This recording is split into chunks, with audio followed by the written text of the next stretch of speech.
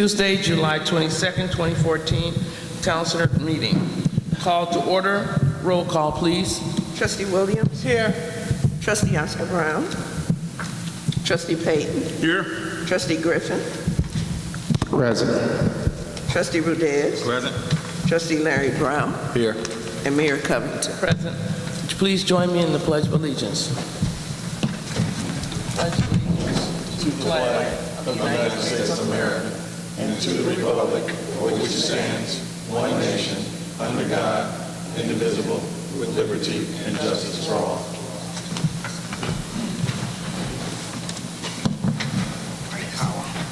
Yeah, I see.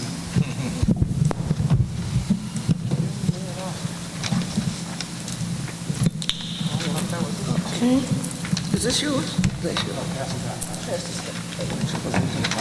I motion for approval of the minutes for July 8th, 2000, I'm sorry, the first one's June 10th, 2014. Is there a motion? So moved. Moved by Trustee Payton, second. Second by Trustee Larry Brown. Is there any questions, concerns? Roll call. Trustee Williams. Aye. Trustee Payton. Aye. Trustee Griffin. Votes aye. Trustee Rudez. Abstain. I was out of town. Trustee Larry Brown. Votes aye. And Mayor Covington. Aye. Motion for approval of minutes for July 8th. Is there a motion? So moved. Moved by Trustee Rudez, second by Trustee Griffin. Any questions, comments? Yes, sir. On page 7 of 9. Just before the motion to table, we talked about my comments.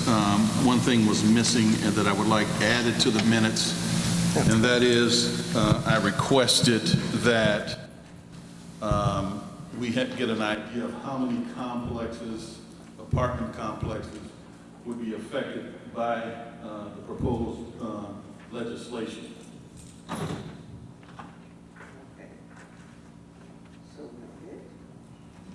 I would like to add that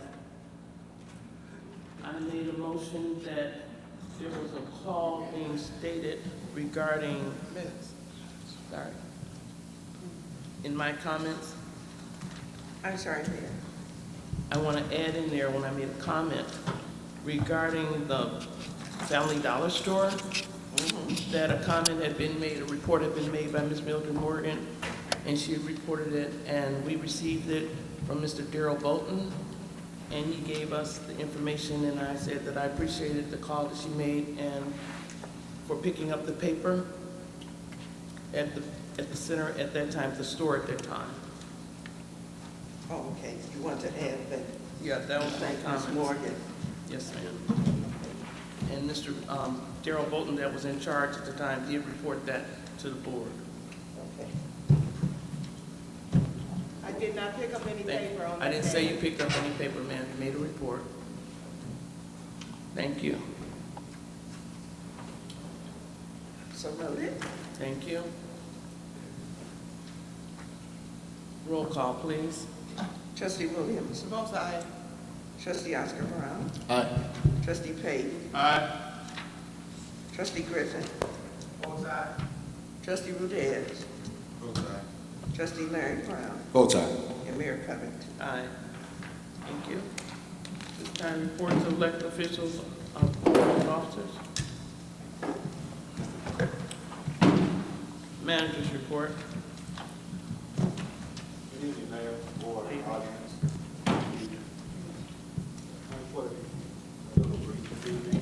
Can't hear you. Hello? Can you hear me now? I have a brief report this evening. We did receive sealed bids for the renovation of ID Town Center for the Technical Resource Center last week. Unfortunately, the bids included several items that should not have been included, which made the price come out a bit higher than we anticipated. So we're meeting with our architects to review these specs and have this project rebid or brought before the board at a future date. The village's financial statement auditors, Lauterbach and Haven, are continuing their preliminary field work along with the Finance Department staff for our fiscal year 2011 financial statement audit. We continue to keep in contact with the State of Illinois Controller's Office to update them of our project. The auditors have informed us that they expect this audit to be completed by the end of August.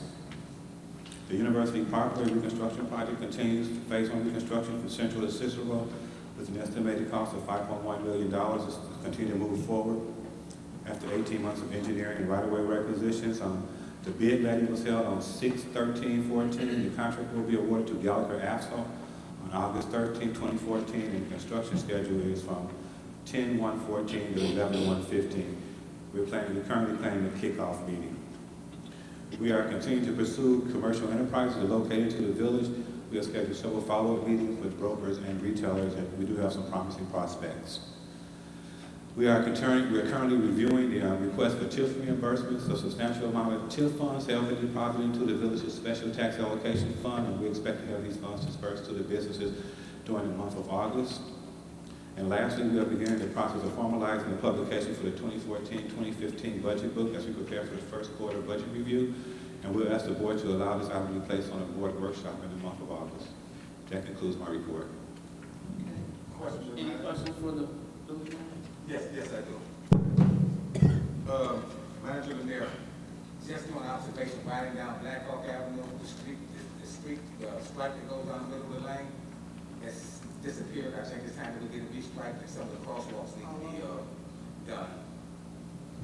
Okay, noted. I have Public Works to consider tomorrow morning. Okay. And one more question. And I just want to put this out there for everybody. Now, we got our town center, right? And it's our whole job to try to spur economic development of some retail growth. Is there any way, Attorney Diamond, and give me your advice on this as well. We've got these empty spaces in the town center. Is there any way that maybe we can do some things with our local home occupation business and maybe give them an option to have a space for 1 year for free and an agreement that they come back the second year and pay rent? Just as a small business incubator or something to encourage economic development or growth in the town center. Because it looks like we're going to keep it. We need to make the best out of it while we can. Well, that would be lawful. Obviously, you want to find businesses that have some kind of a proven record, and one of the issues might be insurance. But that is certainly within your power to do if you had applicants for the use of the spaces. Thank you. Trustee Williams? Manager, I'd like to know that, could you tell me if all the lights are paid for, the new lights that? Can't hear you. We cannot hear you out here. I'm so sorry. Can you tell us, is all the lights paid for? Yes, the lights on University Parkway, the Peninsula Bus, the new lights. The new lights that we got, Yes, they are paid for. all of them? Yes. Who paid for them? We had donations, I believe, for support maybe, I don't know the exact number, but we did get several donations, probably up to $35,000 for the purchase of the lights. We had to pay for the installation of the lights. We paid for the installation, the village did. The village paid for the installation. We got donations for most of the actual purchasing of the hardware. Okay, so the lights itself, did the village help pay for that too? Yeah, we had to supplement it. We had to supplement. So then, that means that those lights were not free. No, not totally free. We did get donations. We got substantial donations. We I'll give you the exact numbers when I go back to the office. Okay. But we did get substantial donations from, I would believe, upwards to probably 15 companies over the industrial park. And then the village had to pay for the rest? I believe they paid up to $2,500 Okay. per fixture. Okay, so I'm correct to say the village paid the rest? Yes. Okay, that's all, thank you. Trustee? Yeah, I'd just like to follow up on a couple of things, Manager Lanier. I want to first thank Clerk D. Jones for getting me copies of the Legislative and Operations Committee agendas. I still have not received, though, any of the minutes for the Legislative and Operations Committee. Have those minutes been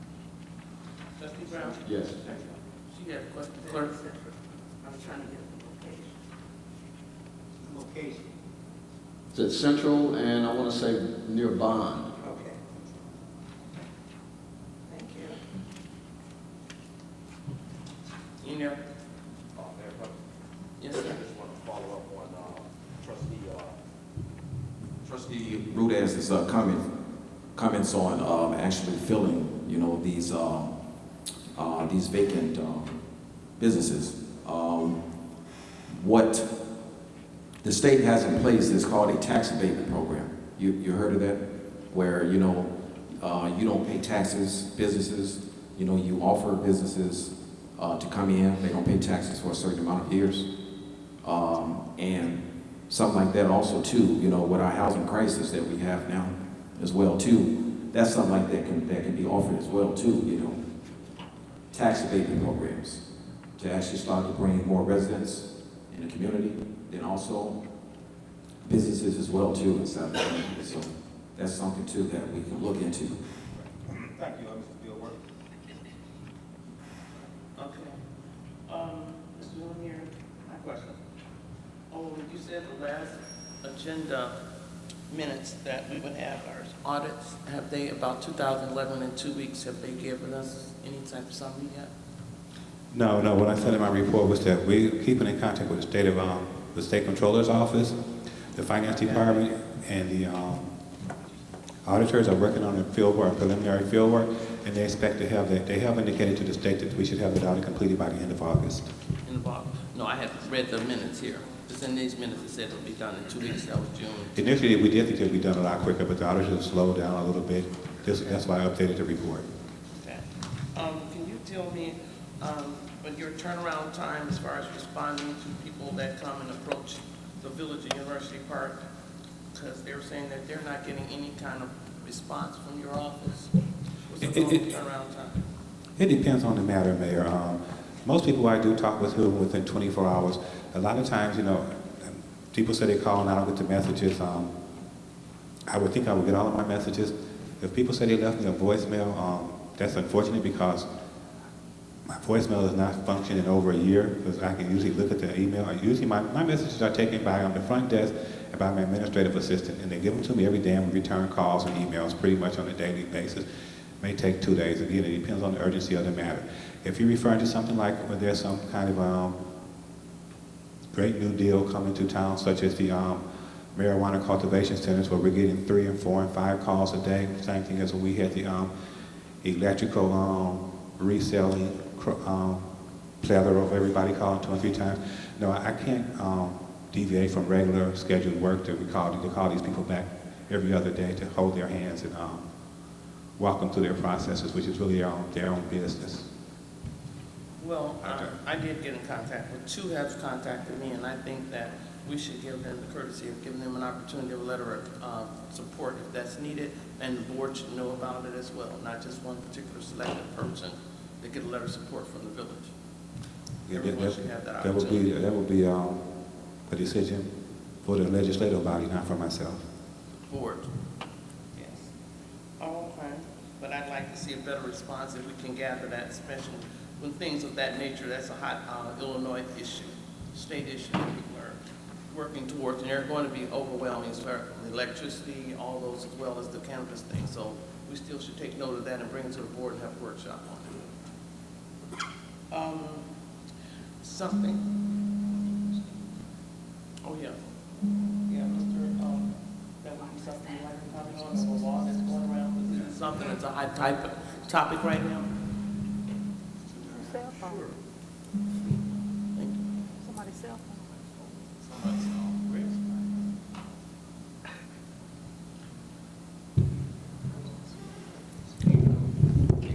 No, I've got it working. Well, the state of Illinois recently, at the end of last week, came out with the administrative rules relating to the applications for cultivation of cannabis and for dispensaries to go along with the state law.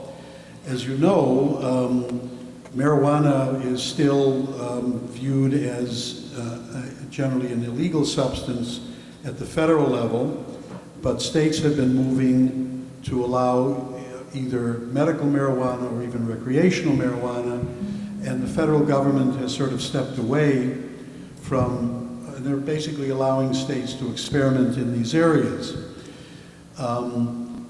There will be an allowed cultivation and dispensaries in Will County,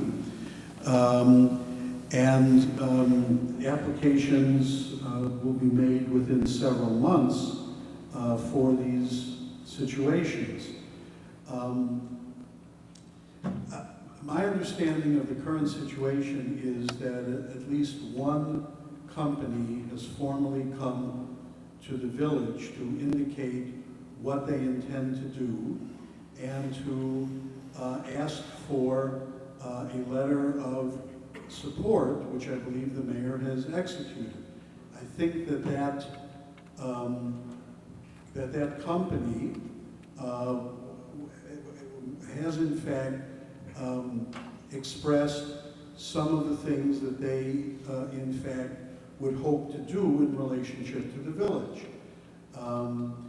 And it would be my recommendation that if other companies are interested in making applications, that they provide written material to the village to indicate what exactly they think they want to do. And the reason that it's important that the village perhaps not simply sign every letter that comes in is because one of the methods which the state will use in determining whether they're going to grant licenses or permits is a factor which is a plus factor that relates to what the applicant intends to perhaps do in relationship to the community. And I think that could involve some negotiation between applicants and the community. Cultivation centers, I think, will probably provide a substantial number of jobs in the community, and the attitude of the company and perhaps the experience of the company in terms of working in cultivation is something that the village probably should consider. There are other factors involved, including zoning. I've taken a quick look at the zoning issue. One of the companies has in fact agreed to cover the cost of the village in relationship to an evaluation of the zoning issue. This evening, a letter was presented, a second letter, asking for the village's support, and my own view would be that a written proposal should be sent to the village and shared with the board members to indicate what the intention is of this company with regards to possibly coming to the village, because a company that makes an application will get extra points, literally, in the event that they can demonstrate that they have looked into this matter. There also is potential intergovernmental cooperation with Governor State, because one of the other factors relates to certain scientific issues relating to this issue, and I think that effort should be made to talk to Governor State about it as well. I believe that the mayor signed the first letter. I thought that it was done with, I believe Mr. Lanier has indicated that, well, then if you, okay, then if you didn't see that letter, then that's something that should be, then that is something that should be looked into. But it would be my view that in fact, because this is something which is important to economic development, that in fact, the village should consider these issues and should get some information from the people who are asking for the support of the village. This all needs to be done over a period of 2 or 3 months. It'll involve zoning, it will involve other possible intergovernmental relations between the village and applicants. The village is under no obligation, in my view, to sign any of these letters. No one can come to the village and say, well, you must sign this letter because it would be good for the village, without having some evaluation of this matter take place. I think we ought to look into this question of whether the first letter was signed. I thought that, in fact, this had been discussed with leaders in the community, but we need to get more information about it. So that is my understanding of it, and I can give you more information, but there is a direct relationship both with regards to zoning and with regards to the job creation and other matters relating to economic development. One last thing, and that is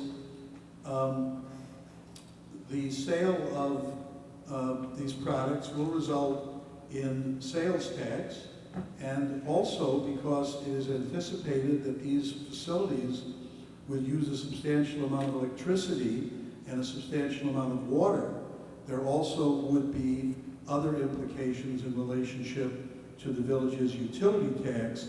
We're still evaluating other potentials associated with home rule powers. Thank you for that. The reason that was brought up, because there is a question here on behalf of the Village of University Park. I want to acknowledge the Will County being considered for the placement of a cultivating center in your area. The economic boost and the job creation for our communities will be much appreciated. Accordingly, we support the location of the medical campus culture center in our community. After hearing your proposal, we support your endeavors to obtain a license to cultivate the medical campus in the Village of University Park. And they did speak to me, and the reason why they weren't earlier, looking at this email, the email didn't even come to me. It came to Mr. Lanier. Sue sent, I asked her if she could send this, share this with me. It came to Mr. Lafayette, Mr. Rudez, and I never received that. But anyway, I got a copy of today. I spoke to him last week, and Mr. Kurz had told me he has, for a long time, tried to even approach us. He has spoken and made an appointment with Governor State University. He's a scientist, he's a dentist, and I was impressed, but yet embarrassed the fact that it even got to me and that we ignored it. It's not one particular person that we're going to do. Everyone has a chance, a fair chance in the game. We shouldn't just put it to one person and then it should come to the board. There is another person as well that stated that they would like, I got a phone call yesterday from someone else that's interested. So what we'll do is we'll just, if he had his time, I guess maybe I could have gotten that letter, but he said he came to the village manager first, never approached him, I never got it. I just heard he reached out to me last week, and that's when we had a meeting. So, I have other questions, Mr. Lanier. Lanier, can we do something? A longtime resident for 40 years has been here, and he received a ticket for crossing. I guess his car was parked across the walkway, and he said in the 40 years he's been here, he'd never heard of that, nor have he ever received it. So my question was, can we give the residents, the everyday residents don't come, they do not attend, I mean, not have cable. Can we do something to give them maybe a warning? Because they are not aware of all the ordinances that are in place. Because it's Mr. Johnny White, he asked me to speak to someone. He's been retired here, worked in our public works for a park and rec center, park and public works forever.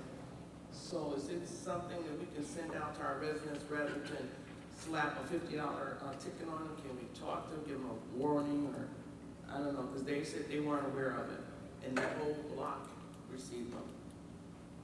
This is something that they aren't aware of. I don't know what we can do about that, but I just told them I'd bring it up.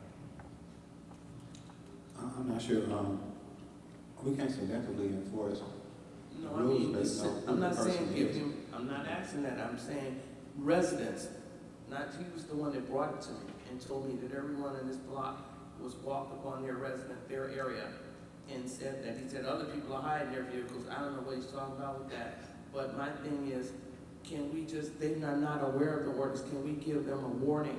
And then next time they get a ticket, the residents, they don't know about all the ordinances, and these ordinances are now, I guess our chief's finally implementing them. So is it a way we can give them update or maybe put a newsletter? We really should be working on a welcome package. And I want to do Mr. Bell on that. We need a welcome package to let the people know the rules, the do's and the don'ts of the village. I know the board may want to consider relaxing some of the parking ordinances and perhaps allowing parking on one side of the street. Or put something in certain place and hours, say after hours. We can certainly look at the ordinance, see if the board wants to tweak or amend the ordinance to give some sort of relief to the residents, but there's a lot of there's families nothing I that can come do home. once a ticket has been written for violating the law. Yeah, I'm not saying that. So I can certainly have the ordinance emailed to you, and we can look at tweaking, Okay. look at Yeah, we amending might it. want to do that for the time frame Yeah, we after might wanna look 7 at o'clock amending it, maybe. Yeah. We can talk about ways to amend it. Clerk D. Jones. I wasn't sure what violation you were referring to. I guess is the one that you cannot park and block the walkway. Okay, thank you. Okay.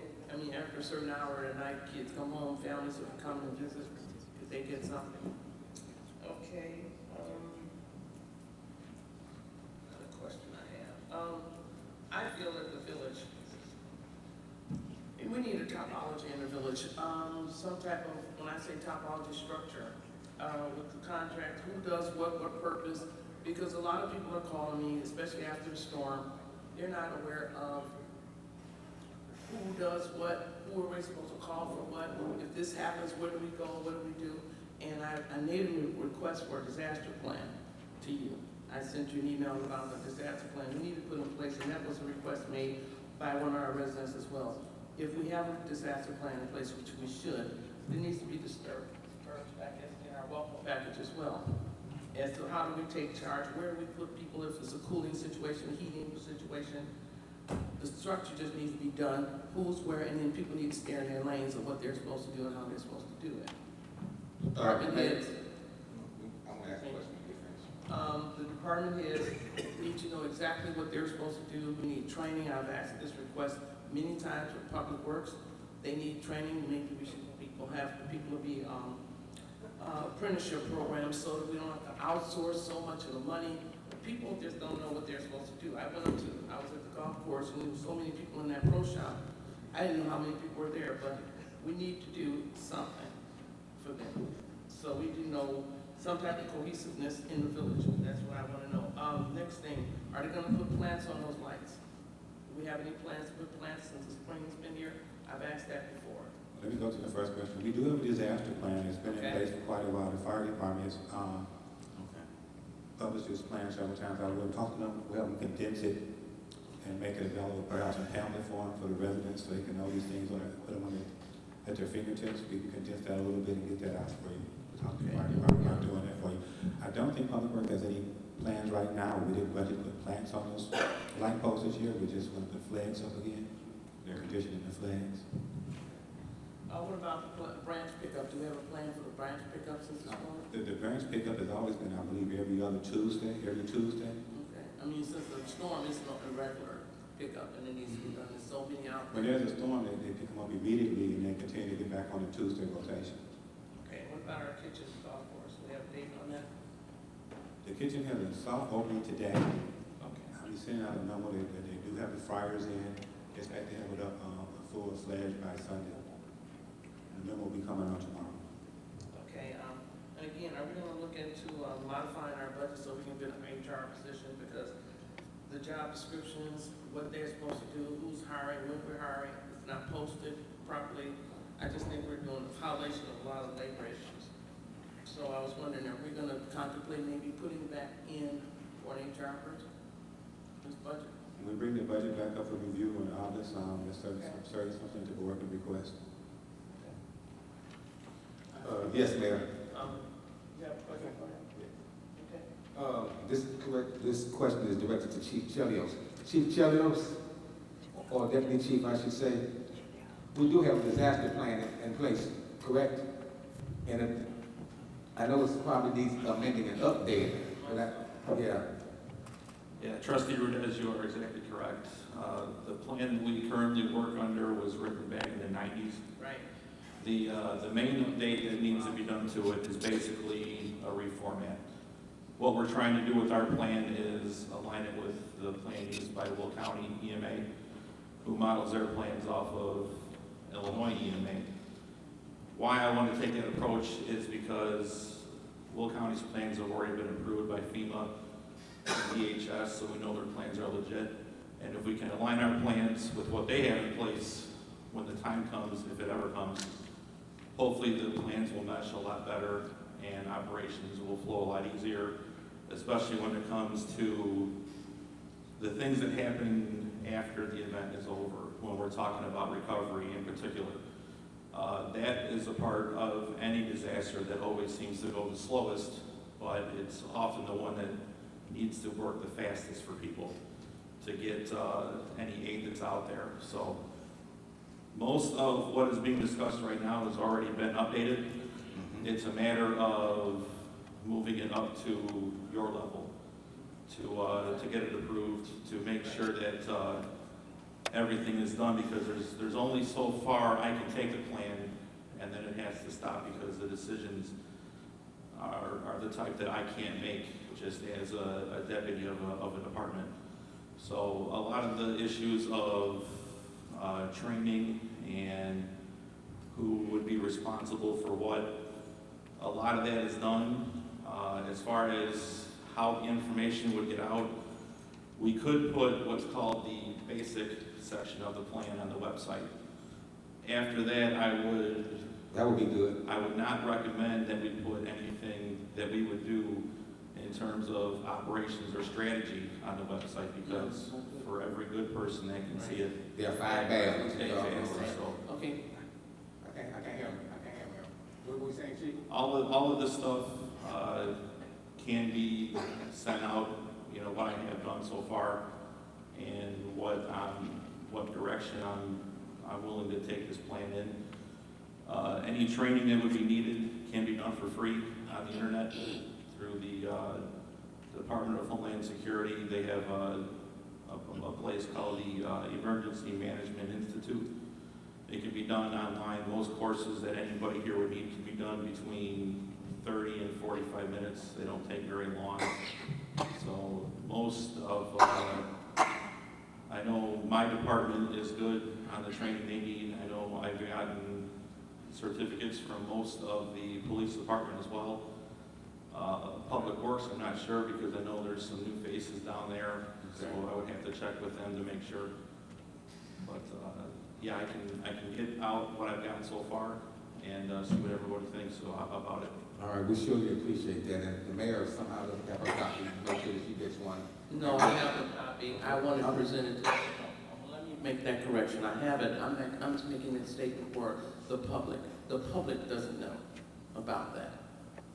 And it needs to be, a revision needs to be made. Yeah, And that should be also given to us with the employee policy. That needs to be updated as well. We have these things in place. They're not been updated, and it's not been brought to the board. It's not that I don't have a copy. I have a copy, but it's not updated, and it's not given shared to the board, to the public. The public needs to know. Thank you. Okay. All right, question. First, I want to just take this moment to congratulate Mr. Bell. Mr. Bell on the excellent work that he's done on the auto show. It is a great job and an excellent example of the fine work our department heads and department does. Also, I'd like to thank Mr. Keeley for the work that she's doing in regards to your family flooring. Looks like you got it going pretty good. I see a game zone here, and I've got my shirt. Thank you very much. Public Works, you too, do an excellent job. You keep up the good work. My question for the manager would be in regards to the audits with Lauterbach and Ahmed, I do believe. How is that coming? And also, how is the TIP reports and the other reports that's to the state coming along? I indicated earlier, the auditors will continue to do preliminary field work. They expect to have the 2011 audit done by end of August. The TIF reports are a function of the audit. Once the audits are complete, that information is extracted from the audit report, and then they file TIF reports within a couple of weeks after that. So it seems like some congratulations should also go to the finance department for trying their best to catch up on our backlog of audits too. Would you agree with that one? I would. All right, I think all of you are doing a fine job. Okay. Mayor's report. Okay. Are we excited for the Village at University Park?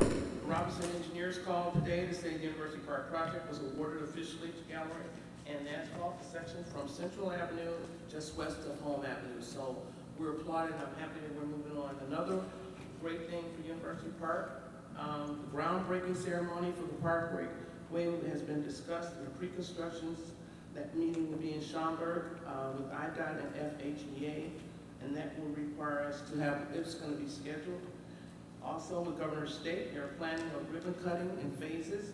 I will be announcing that update or whenever I put it on the robocall as soon as we receive that. So University Park is really moving forward, and I thank God for Robinson Engineers and what they're doing. I would first like to apologize to Mrs. Mary Griffin. She was at the last board meeting. She stated that I made a usage of the word hood. When I stated it, it was unjust because it was, if it was offensive for her, I apologize publicly. However, other issues were concerned. She made a call to EastCom that was disturbing to her. That was what she wanted to report at the time, but she didn't have the time because she had ran out of time. And she was upset with the support she felt she did not receive from EastCom and to ask for assistance due to the flooding in her home. She stated she was told to go to her car. However, she finally received attention from two of our officers, thank you, Police Department. That was Officer Jaco and Officer Bryant. And I made a follow-up call for her to EastCom, and I'll follow up with Mrs. Griffin. I heard her complain about that. Trustee Payton stated at the previous board meeting that we had lost contributions to scholarship funding from our cooperative community due to the head tax and how our previous attorney made donations. I would like to submit a letter to our current attorney and ask his firm, maybe he will help us in support in the future. It was an honor to be a guest for the United States Senator Durbin to his interns I did last Friday. On Sunday, University Park represented, after the torch run, we represented the Battle of the Burbs with the mayors, police chiefs, and the fire chiefs. I hope to see a lot of our residents next year, and our staff will be a part of that event next year. There was a luncheon on yesterday in Chicago Southland Commerce, where the speaker, Mr. Lanier, myself, Trustee Griffin, and our attorney. The speaker was Governor Bruce Rauner. There will be another upcoming meeting with Governor Quinn. There was a meeting hosted by Tony Perknickle with all mayors, commissioners, Congressman Rush, Danny Davis, and Congressman Kelly on issues of Illinois. There is a nationwide effort that the national mayors are pursuing per the President Obama, our young man, my brother's keeper.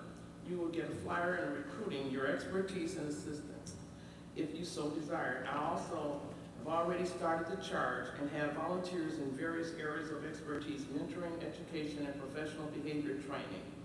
And I will have more on this after tomorrow's meeting, requesting my brother's keeper from the President's office. And that's my report.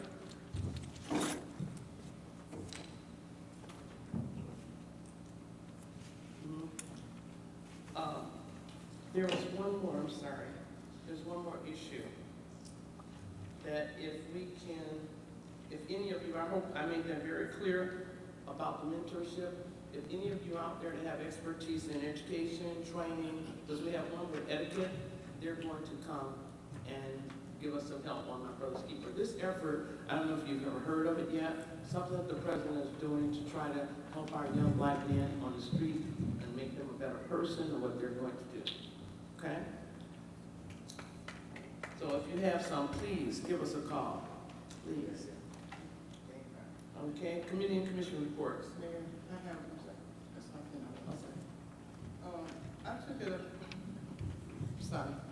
I took it upon myself to find out some information that Trustee Payton had told us at the last meeting.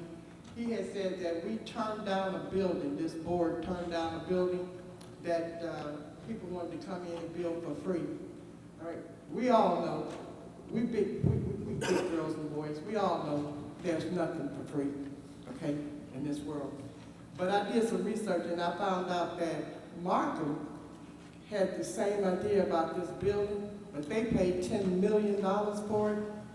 It's been in existence for 3 years now. They have not made a dime, okay? They are in the hole. In fact, the residents are paying for this building. So when Trustee Payton made the statement that we would have been making 200 and something thousand, or was it 200 and something thousand we'll be making a year, or 400 and something thousand, I'm not sure exactly which one he said, but it was one of those. So I don't think that that would have been a good investment for the village of University Park, and I think we did the right thing by not letting them come in here. Okay, the building is a 2-floor building, and it's for the senior citizens, and it has 80 units. And anybody can go, stop and mark them and see. They have lost lots of money on this building. They pay every year, okay? And it's only 60% full. Also, the mayor made a statement that we could have got a free building from HUD. The people wanted to come in and just give it to us. We didn't have to pay nothing, and we turned it down. Nothing is free. We all know that nothing is for free. So that too would have been something. I think she said it was from HUD. Am I? No, I did not. Okay, well, wherever you said it from. HUD has its own building right over there at Thornwood House. And if HUD wanted to do something, they would tear it down and build another one. So I just wanted the people to know. That's all. Trustee Mills. Thank you. Yeah, thank you, Mayor. Trustee Williams, I don't know where you get your facts from, From you? but they're not the facts. You're right. And let me clarify and give you the facts as I know them to be. Miss, would you please take that umbrella down? That is a No, safety I will issue. not. Officer, would you please do something about that? And she has to take it down. That's a safety issue. Please It's have her not a remove it. safety Would issue. you please have her to remove the umbrella? It's offensive. It's a safety issue. I think. Madam, It's disruptive anyway. Madam Mayor. It's disruptive. Excuse me, sir. I'm Madam speaking. Mayor. I am speaking right now, sir. It's a safety issue. I feel it is. Madam Mayor, How is he gonna feel it? Madam Mayor, Excuse me, let me. Madam Mayor, I believe, The attorney, excuse me, I have order on this, I'm running this. I believe You do Ms. not- I Morgan don't- has the right to Sir, make excuse me, whatever sir, you're out she of like order. with her You're out of order, sir, you're out of order as usual. Attorney, please. And disrespectful.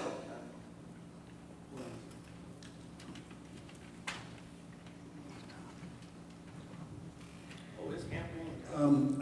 I have noticed the umbrella in the audience for the last couple of meetings, and I've been sort of thinking about it.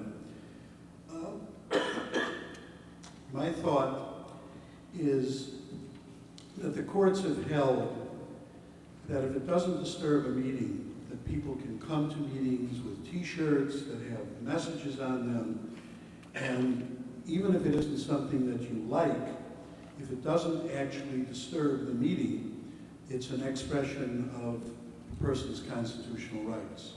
So I don't think that it is something that I would do at a meeting, but my view is that it is a constitutionally protected right. And hopefully, the person behind her can still see and it doesn't harm him. He usually sits over there. Okay, sir, ma'am, please, you're not speaking right now. Okay, sir, continue, sir. Yes, Mayor, I have to agree with you. I believe it is really an ignorant display Just as you of are. being very crude in what you're trying to, in what you're trying to say. Excuse me, ma'am, please do not talk out of Right. order. And I think it's also very disrespectful Yep. that the police chief, And the lawyer. does not respect the mayor's wishes. I think that's very disrespectful and very unprofessional. Now, let me get back to Trustee Williams.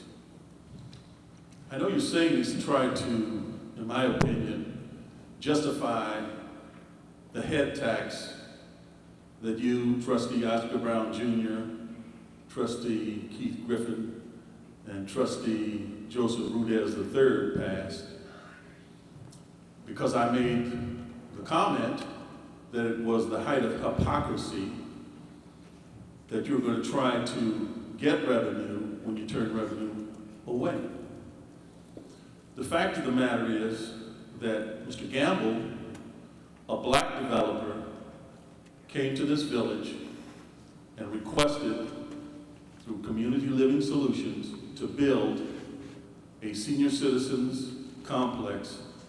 I believe it was 61 units with ancillary commercial on the first floor, rooftop gardens, and a gazebo right across there from the police station. He wasn't asking for anything from the village. So simply because Markham or whoever ponied up $10 million, which I doubt, because Markham doesn't have $10 million, but the fact that this black developer came to this village and we specifically asked him, was he requesting any incentives? And he said no. No public-private partnership, no TIF. We gave Family Dollar a TIF. We sold them the land for $10. And we expect to get about $15,000 a year if they make their budget of $1.5 million in sales, because we only get 1% of the sales tax. So, you know, Trustee Williams, I understand what you're trying to do, but the fact of the matter is your facts regarding the senior citizens complex are wrong. He didn't ask for a single dime from this village. And if he had spent the $15 million that he had budgeted for this project, his project, we probably would have received about $300,000 in real estate taxes from him. And we're only getting a couple $100,000 from the head tax that is universally condemned in the industrial park. From what I understand, one company is moving out as a result of it, and another considering it. So please get your facts straight. If you're going to accuse me of something, I don't have a problem with that, but let's make sure the facts are correct. Trustee Payton, you made the statement. You should pull the tape and see. You made the statement. She got it back. I won't comment on it because I know I said, the only thing was, it was a nice senior building. I wanted the people, our seniors are being tortured over in that other senior building. And for another facility to come here, I think we should have we didn't even give it a chance. And the fact that they could have built there, and I didn't say it was HUD because it was not, they were not asking for a tip. I didn't say it was free. It's the fact that they were going to come here and build a facility that our seniors, not mixed-use people, seniors could use, and they could have jobs. There would have been nurses aides, housekeeping, groundsmen. That's the only thing that I said to that. No, I did not say a HUD, did not say it was free. I said give them an opportunity, and they did not ask for any incentives, as Trustee Payton said. There were no areas of asking for a TIF. So I don't know where the word free came from, but it was a facility to be contemplated here, and it wasn't. So that's all I'll say about that. On board meetings. A report to other officers. And stop trying, I wish this campaign time up here. I'm really getting sick. Report of other officers. Department heads, please.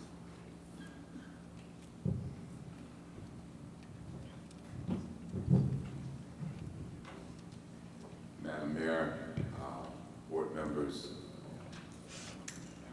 other staff of University Park residents, I first want to thank everyone who participated in the Motown Music Sunday car show, car and bike show. We had a great turnout. The most pleasing aspect of last Sunday for me was looking at the bounce house and the slide that was erected for the children's entertainment, seeing that full and hearing the, oh, even if you got close enough, you heard the laughter over the music that was played out here, and you saw the smiles of the kids playing in the jump house and on the slide. It was visually and in every other way, it was clearly a family day or a family outing that everyone enjoyed, whether you were 4 or 84. I really thank everyone for coming out and supporting that and enjoying themselves. Next, again, I'll announce that on August 2nd, we're having our annual Back to School Parade and Family Fling. The parade will start on August 2nd at 10 a.m. Line up for all those persons participating in the parade will begin at 9:15 a.m. on Saturday, August 2nd, 2014. We hope to start promptly at 9 a.m. and get this, I'm sorry, at 10 a.m. We hope to start promptly at 10 a.m. and get everything moved. Yeah, that'd be rough. Yeah, the lineup will be at 90 Town Center, or if it's, well, in this area, in the parking lot or whatever. And that will be at 9:15 a.m. On August 2nd. This is a little confusing, but I feel like if I don't say this, I would be wrong. Phoenix, our parade is for encouragement of children in University Park with going back to school.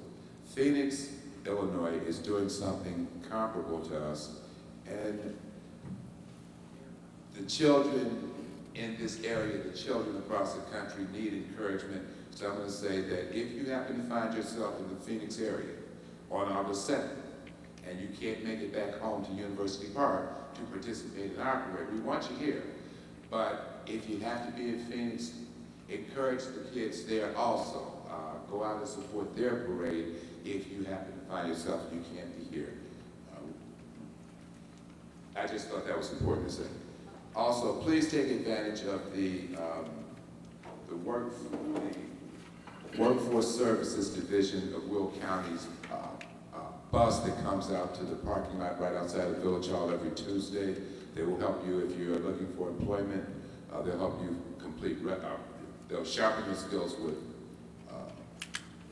with resumes. You can take computer classes. There are a host of things that they will assist you with. And you know, even if you're working, it does not hurt to update your resume every 6 months or whatever. So those are services that the Workforce Services Division of Will County provides for University Park residents every Tuesday morning, and basically all day on Tuesday. Also, on August 6th, the Opportunity Advancement Innovation Organization will hold a manufacturing skills job training program for University Park residents. That will be on August 6th here at the golf course, starting at 1 o'clock until 2:30 p.m. If you want to enroll in that program, contact OAI, or Opportunity Advancement Innovation, at 708-339-8173. I don't see a website address on here, but remember that number or jot it down, 708-339-8173. Also, this is a short note that I received from Deborah Stroud, the chairperson of the University Park Senior Citizens Committee, that I thought should be read to everyone. August 27, 2014, the University Park Senior Citizens Committee will be presenting our annual Senior Fun Day. We will be located at 90 Town Center from 12 noon until 4 p.m. This will be our 27th year that we have enjoyed having residents of the community 55 years of age and older, as well as various elected village officials attend an afternoon of fellowshipping together. We always have scrumptious, delicious, tantalizing food available for consumption. I will probably attend, not because I'm over 55, but because I like the food. What day was that? I'm over Mr. 55, Bell? don't. Mr. Bell, what day That was is that? August 27th at 12 noon to 4 p.m. Thank you. I think that takes care of it. Yeah. Okay. Takes care of it. Thank you. Thank you.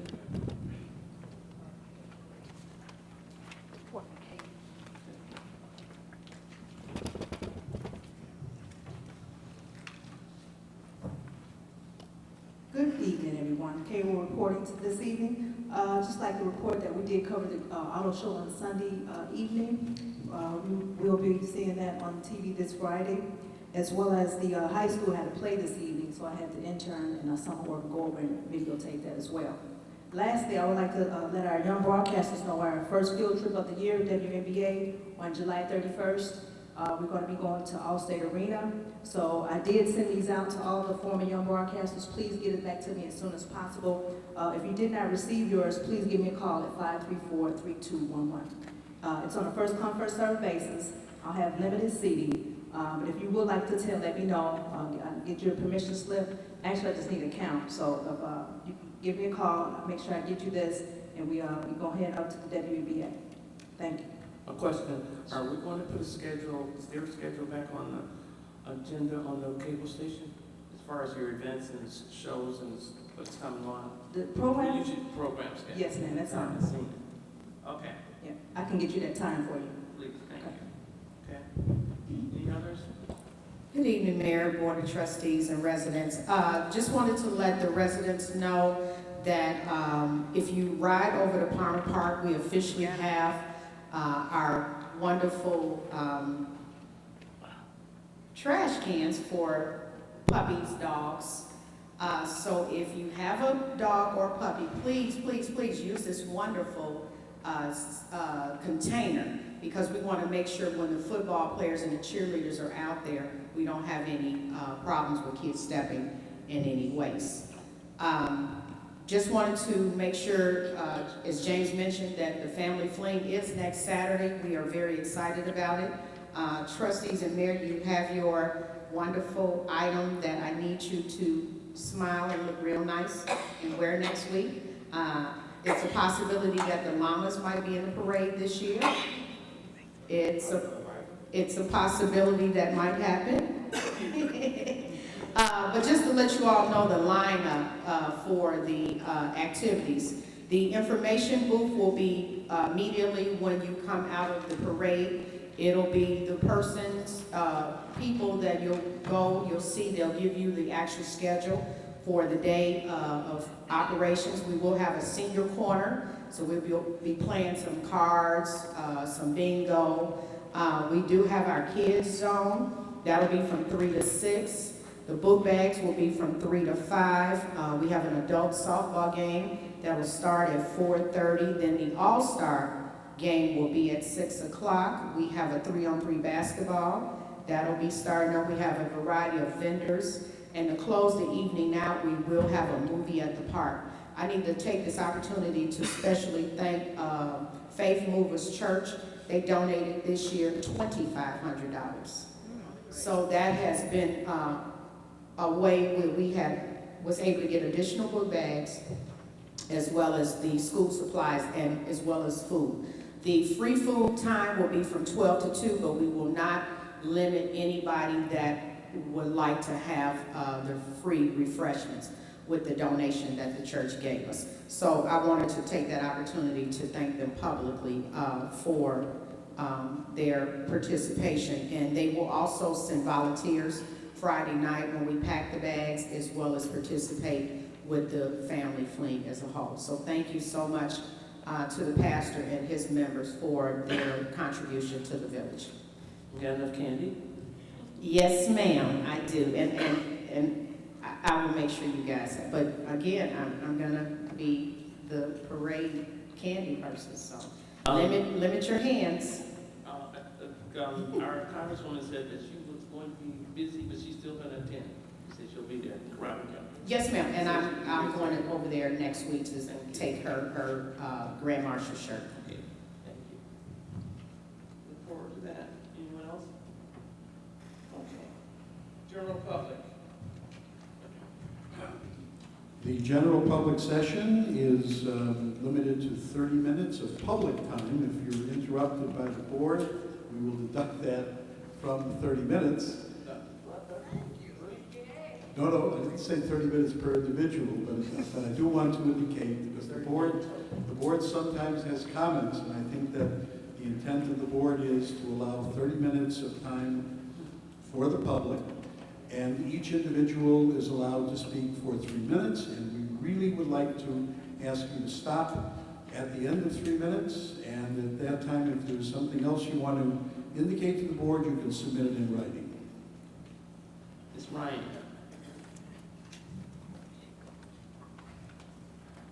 Good evening. Good evening. My name is Johanna Ryan. I'm the Human Resource Manager at Bimba Manufacturing, located in University Park. I'm here to address with the board Mr. Griffin's claim of racism against Bimba Manufacturing and myself, made at a recent board meeting. I was not present at the time to defend my employer and myself against such an ugly claim. I fail to see how race has been a factor in any discussion I have had with this board. The board has attempted to deflect my comments about the head tax, demanding that I disclose the number of Bimba employees that live in University Park. I stated it was irrelevant to the question at hand, and I continue to fail to understand what that question had to do with race. I have stated that I prefer to hire local candidates because such things as tenure and attendance tend to be better when employees live close to their place of employment, and that makes University Park employees attractive to us. Neither of those statements have anything to do with race. A job candidate's street address cannot be the sole determinant in the hiring process. I never stated that University Park residents weren't good enough to work at Bimba. I never said it because I do not believe it. I, along with the 2 other HR professionals at Bimba, one of whom is African American, the other is Hispanic, work hard to recruit skilled manufacturing employees, as there is a shortage of such talent, and that represents the bulk of our jobs. Bimba has partnerships with South Suburban College, Prairie State College, the Kankakee Career Center, Daly College, the Calumet Green Manufacturing Partnership, all city or South Suburban educational institutions working hard to train people in skills needed in the modern manufacturing environment. I wonder what effort Mr. Griffin has made to assure such support for the people that elected him to office. The employee headcount tax ordinance promises work on public-private partnerships, yet I cannot get a response to the progress in that area, which caused me to conclude that there has been no progress. The only person on this board that has ever discussed such a partnership potential with Bimba has been Mayor Covington. I ask you, how does forcing Bimba to pay a headcount tax for each employee in University Park incent us to hire more people here, especially when we have locations in Chicago and Rochford that have no such tax? The employee headcount tax will, over time, drive out current employers and discourage new employers from doing business in University Park. If you want proof of that, ask the mayor of Chicago, who killed that tax as soon as he was elected to office. I am proud of the diverse company I represent, of the team that works with me, and our record of employing people across all races. And I am asking Mr. Griffin to cease making such comments. They are unsubstantiated, unfair, and untrue. If you, as a collective board of trustees, are truly serious about improving job prospects for the people that elected you to office, the first thing you need to do is to support a repeal of the headcount tax. Thank you. I'd like to address that. On the matter of my statement, I'll listen to what you said that night. I asked you twice. How many residents in University Park? You blared back. You did. It's on tape. That's irrelevant. University Park is what, 97% African American? How would you feel? So 97% African American reflect me. You said it was irrelevant. So you let me know that my people are irrelevant? Garbage. They're not irrelevant. Also, if you look at the tape that you kept talking on, I only hire the best. It's on tape. I can't adjust the tape. I haven't touched the tape. You said it. So that makes me feel bad. You tell me that you don't hire the best. It's on tape. Are you saying University? No. I let you talk. I didn't interrupt you. You wouldn't do it in no other town would you interrupt. You did it last time. not doing it this time. I let you talk, I didn't say anything. And as far as that, they elected me. And I do the doggone this job I can. I'm not gonna let nobody, you or nobody in that Unity Park come in here and disrespect my people. This goes for the ones who voted for me and the ones who didn't vote for me. Period.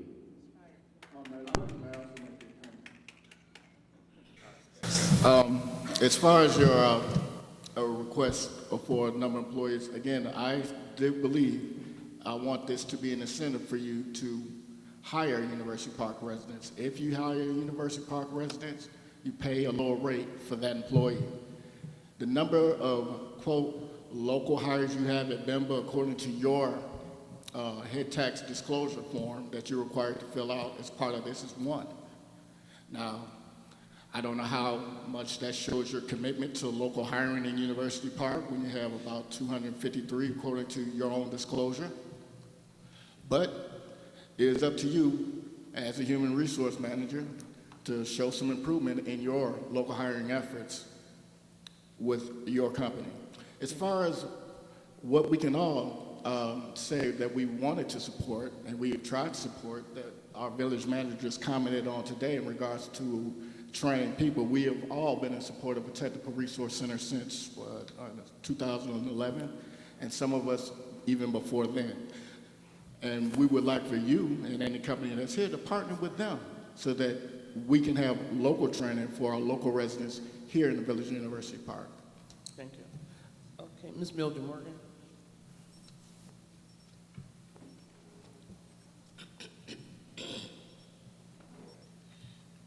My name is Mildred Morgan, and I'm glad to see Ms. Bimba is here. Because when you was here the last time, I was appalled, awfully appalled. It's not your business what we pay our lawyer. Don't come in our house and disrespect. What I'd like to know from you is, what are your annual profits for 2011, 12, 13, 14? You've been here for 40 years. How much do you make annually? What are your profits that this village has graciously allowed you to be here? Mr. Milton Payton, Larry Brown, Yes, Roosevelt ma'am. Martin, and Mr. Jimmy Young. You people are disgusting. How dare you go behind our backs? Not talking about the trustees, it ain't about them. It's about us. And then when people try to attend the meetings, you people don't allow them to come. What are you doing? What is wrong with you? What is wrong with you?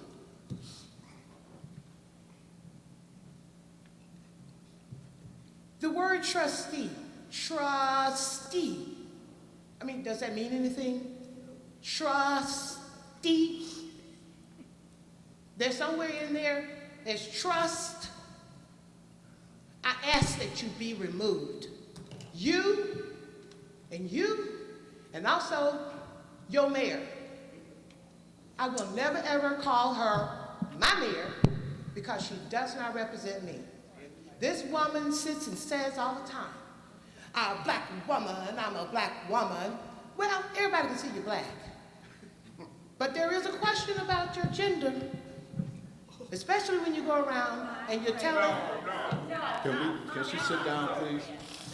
That's You already know. Excuse Listen, me. I'm not the one that's going around saying my penis is bigger than yours. And I want to answer. You know, Attorney, could you address this? what you say. Excuse me. I want to make Do my not comments. represent me. Wait, You will let her finish, let her never be finish. called a trustee to me. You will never be a mayor to me. You need to sit down. You need to sit down. go. You need to sit down now, ma'am, because that was disrespectful. And attorney, I just asked you to address this, and you didn't do anything. I'm asking you to address the error. Excuse me. Can we get some help here? Some order, please, sir.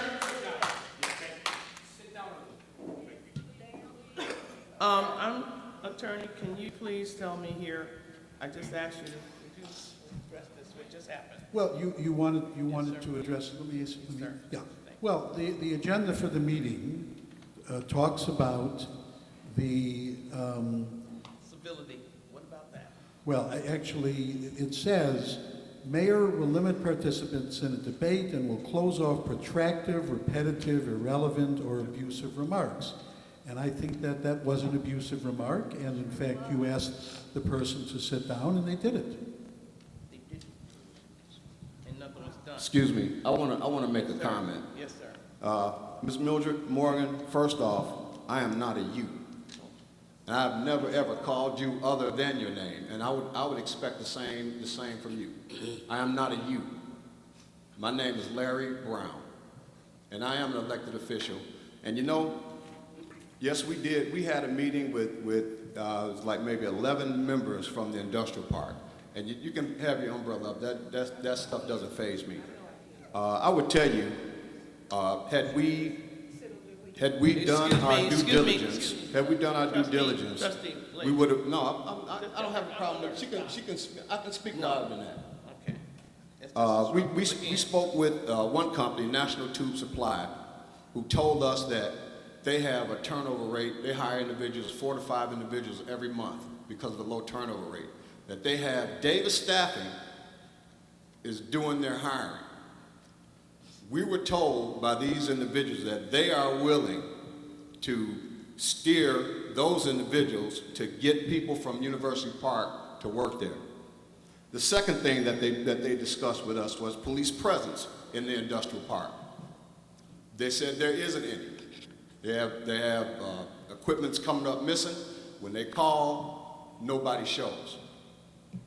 They have issues with snow removal, street repair, the railroad crossing. I had to go see for myself. We just met with these individuals a week ago. But I had to see for myself. And you can barely get your vehicle across the railroad tracks over there. Now we're talking about what we didn't do and what we need to be removed. These are the things that we listen to these individuals. There was nobody to go over there. We didn't go over there to bash anybody. We went over there to listen to what they had to say. And because we had several meetings here. We had several public forums. It was not a full representation of the 70-some odd businesses in the industrial park. And there's another, I forget who the business is, there's another business over there who uses Davis Staffing, who are willing to tell Davis Staffing to hire individuals from this neighborhood. That's what this is all about. It's not about going behind anybody's back. And you know what? It was a privately funded, paid event. So no, you were not invited. That's why.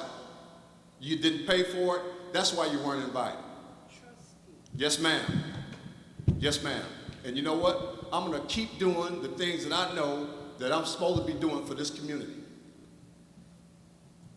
When I see what we have here, is never seen this type of disrespect. Yes. Yes. Ever. You're right. But you can say and be however you want. Ms. Morgan, I will never disrespect you. I never have and never will. Because you know what? Life is too short, and you know what? It means nothing to me. It does nothing for me. It might help you and your umbrella, but it does nothing for me. Trustee Griffin. Peyton, right. Thank you, Mayor.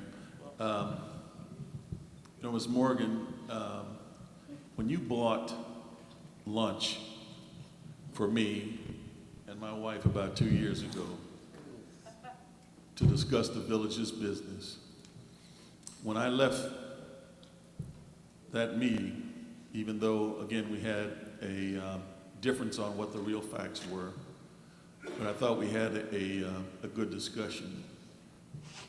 And after the meeting, I told my wife that I thought your heart was in the right place, and you were just the kind of individual that University Park could use, except that your hate for the mayor overrides all of your common sense and reason. And that's real unfortunate.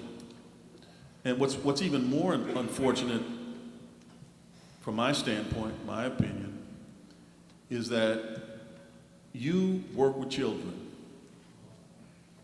and you are a role model for the children. And your performance here, your attitude, is so disrespectful, in my opinion. It sets an absolutely wrong message and model for the kids to follow. Because if they followed your model, everyone would be belligerent and disrespectful. And that's not really the kind of University Park that I want to see. So for that, you know, I am really sorry, because I think your thoughts are in the right place, but, you know, hate has overridden it. Now, And you call us the hood? You tell our children. Excuse me, she's speaking. Excuse me, again, she needs to be removed, because it's not gonna happen tonight, okay? again, that's the kind of disrespect that we don't need to have in our community. All right? Careful, Travis, because that umbrella might hit you in the face, and we'll be liable, since we got advice from our attorney that that would be okay. That's not what he said. He said it is a free expression, and if it endanger the safety of anyone, he's sitting right there, and the umbrella's extended beyond our chair, right in his face. So I'm just warning him, so we can avoid a problem. Now, you use the term trustee. Well, trust has got another meaning also, you know, and a lot of people trust me to do the right thing. That's why I'm here, okay? So one of the things that I have done for most of my life is to fight for the right of black people. From the time I was a teenager, and I just turned 67. So I've been doing this a long time, not getting any financial gain for it because of things that need to be done for our community, for our people. And I could go back in the history from when I started working with Father Clements with the Travelers as a teenager and trying to make things better, all the way through college and corporate life, and now I'm here in this village. And I'm here because people trust the judgment, the intelligence, the experience in my background to help provide some direction and assistance to moving it forward. Unfortunately, they don't trust you nor the example that you set, the poor example that you set for our children and the image that you portray for our community. And for that, I am really, really disappointed. Yes, sir. I just wanted to comment on, somebody made some comments about criminal activity in the industrial park. We did have several individuals committing felony thefts in the industrial park. University Park Police Department apprehended all of those individuals. They have since been incarcerated. A young lady called me from the industrial park this week about some matters over there. I asked for some specifics. You know, have there been any more thefts or burglaries or anything over there? They could not give me any specifics of time frames or anything that I'm aware of that we've had any more instances of that. So I just want to let the public know, let the board know, whoever may be interested. Those individuals are incarcerated. They're in the state penitentiary doing time for the felony thefts they committed in our industrial park. Thank you, sir, for that report. Can I ask the chief one follow-up question on his comments? Sure. Do you respond to every call that comes from the industrial park or to any person within our village boundaries? Absolutely. They wanted some. When I talked to the young lady this week, one of the things she mentioned was extra patrol. We've since started that. again, if they have any problems over there, I would, feel free to call us, any of your needs you may have.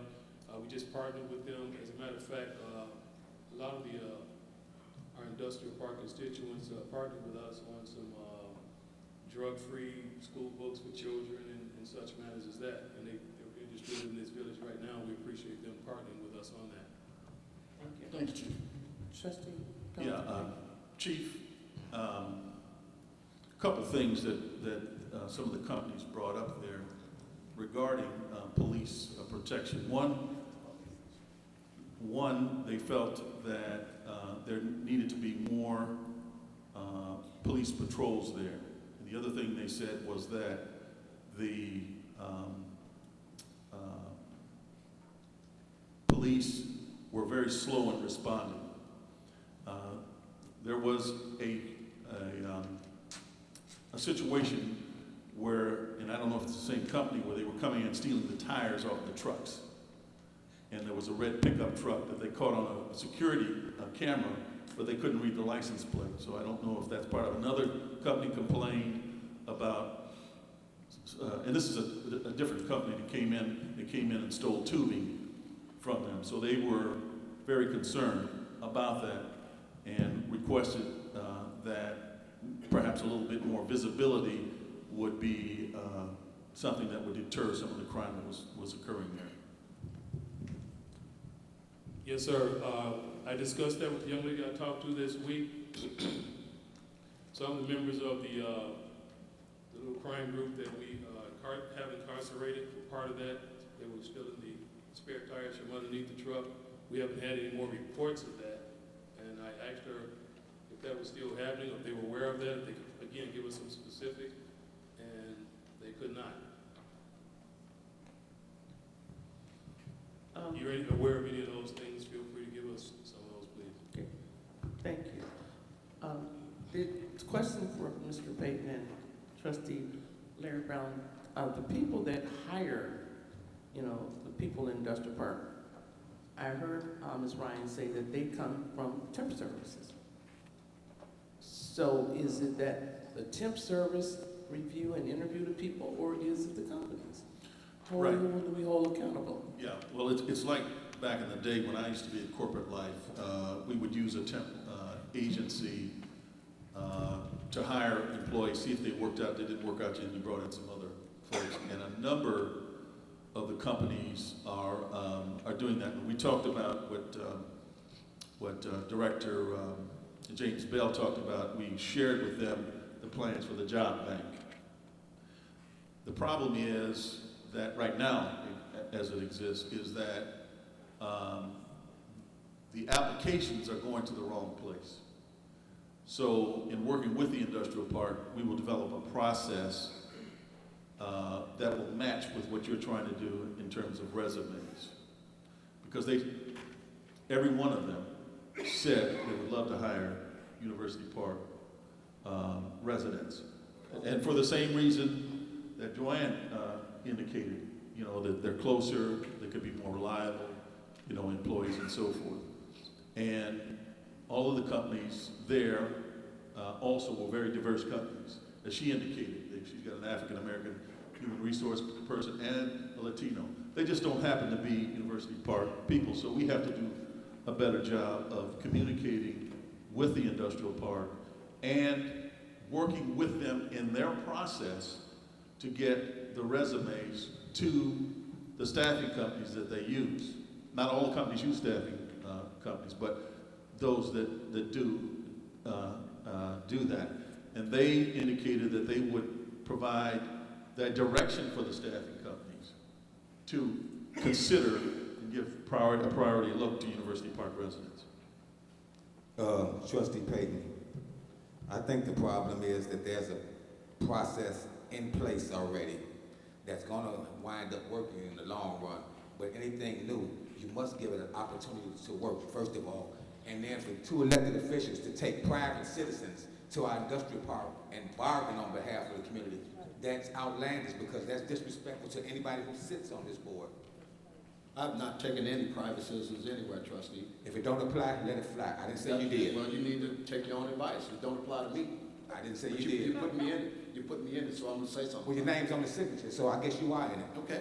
I'm proud to have gotten the information that we should have been getting. But We should have gotten this information. trust me. anyway, Trustee Payton, the process is taking place so we can get the numbers and the statistics, so we can come back to the table and reevaluate the situation.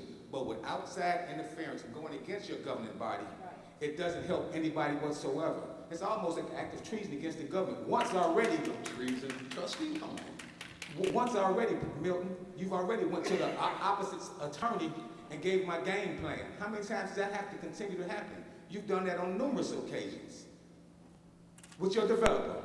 So let's get this form back to the public where it belongs, and we can have our debates on the outside somewhere else, because we're wasting time. This is where we're supposed to take care of business, not this BS.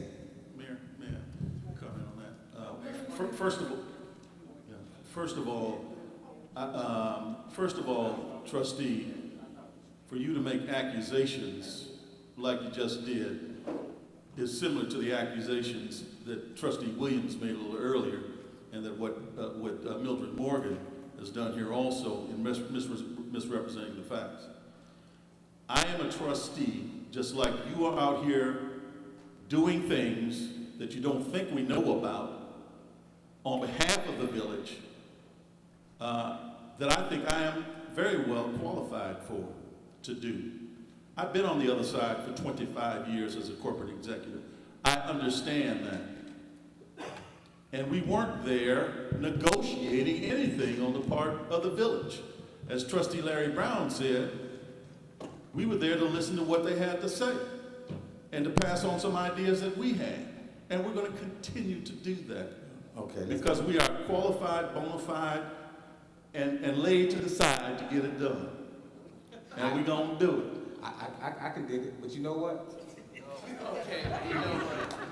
I'm not going to stoop to your level. We're going to do this business, man. Thank you so much.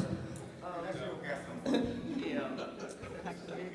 I guess I do have to say something. I got to have my turn.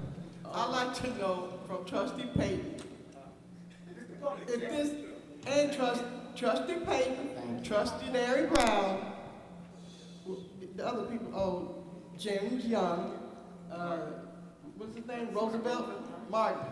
I'd like to know if this was so innocent and it was just to find out what they want, why couldn't you bring them here to the board so everybody can know? So Trustee, so we all can make it better. Trustee, we had several open forums. Oh, well, I can't understand. And you know why what? You cannot gather information during a board meeting to get information in an open forum in a board meeting. Hour and a half. You need to spend time talking to individuals, such as we did. And we can do that right here. But you know what? We don't. That's the problem. Well, we should. You think we want to bring it to this kind of board meeting? Right. Get real. All right. It won't happen here, not in this setting. No, but why? Okay, we're gonna move on. Yeah, we do. Thank you, sir. Ms. Morgan, God bless you. Thank you. God bless you in many folds. I love you, and you can't do nothing about it. I just love you so much, because my God tells me to. And I can't get mad at people like yourself. You know, I look at you like a person in a wheelchair with a deformity. I can't go hit that. It is what it is. You know, there's a problem, and you have to pray for it. When people use you, and you act upon it, then that's your misfortune. People need to learn how to think, and I don't have to be, I don't even want to be your mayor. If you don't want me to be your mayor, I don't want to be. That's okay, that's your option. Everybody's entitled to their own. And God bless you, and you're going to do what you do. And you know, it's really strange. Years ago, you came to me, and you talked to me as well. And you sat in the office at the Village Hall, and you said, Vivian, would you do something? I want them to do something about the weeds over here and this. And my husband said, I thought you were going to be in there 10 minutes. I was in there 2 hours, and I listened to you. And I've never done anything but listen to you. I brought it to the people to be at that time, and I still have the email. And said, I'm not thinking about that woman, Vivian. Don't bring that to me anymore. That's what the previous said. And that's the only conversation I've had with you, and that's the only one I will have. Anytime you want to talk, like he said, your heart is in the right place. And you know you are who you are, and I am who I am. Maybe, lady, it's my turn. Sit it down. Sit it down. Get her out of here right now. I'm not going to deal with this all night. I said it, she's done. Anyway, we're done. Sharice Williams, next. Deal with that all night. God bless her. Ms. Sharice Williams. This is not gonna stop. We don't have 5 minutes for the public. You guys took up everything. Continue. Hello, I am Sharice Williams. I am a real estate broker of Illinois Dream Homes. If you're looking to buy a home, sell a home, give me a call. 312-388-2437. So first I wanted to ask, I hear all of this stuff about the industrial park area, and I'm curious to find out, is there a staff liaison for the industrial park? Because, I mean, if there's no staff liaison and the communications are kind of cut off, then I can understand why you're not understanding what they need there. That's one. Two, the comments that I've heard tonight, which are very accurate comments. I mean, I think that they merit some attention as far as the police being patrolled over there, as far as police being able to get over there, and emergency vehicles and the such. And I think it also supports legislation that Trustee Williams is trying to bring forward, which is the example of the overpass that needs to be put there so that we can actually reach that side of University Park back and forth in order to be accessible to that side, because the police cannot patrol. They have a large area here. We have, I don't know how many acres, I'm sure you all know because you're the trustees. So we have a lot of acres for them to cover, and I don't know how many officers we have at a time to put on this side as well as that side. But again, the overpass would be a very good thing to do in order to protect them. That's just the thought. Just sitting here listening to what was happening. Now to the comments that I actually came for. The head tax. The head tax that is with Industrial Park. I'd like to know, just statistically speaking, what is the head tax versus what the companies earn for the village as far as taxes are concerned, as far as the tax base is concerned. I know they have TIFs, most of them over there, and that's great because that attracts business. What do we earn from each business that are there? And the two businesses that are proposing to leave, when is their tax TIF up? Is it up now and they're going to leave anyway, or is it up and they're leaving because we're putting a head tax on them that is, to me, minute compared to the income that they're making for years and years? That's one. Two, that's another one, I'm sorry, not two, but lights. The lights that are on University Parkway, they were said that they were free. I heard a comment tonight that said free, there's nothing free. I always say free costs more. So with that said, I'd like to know how many of those lights were paid for the village, how much were the lights that were paid for the village, and paid for by the village.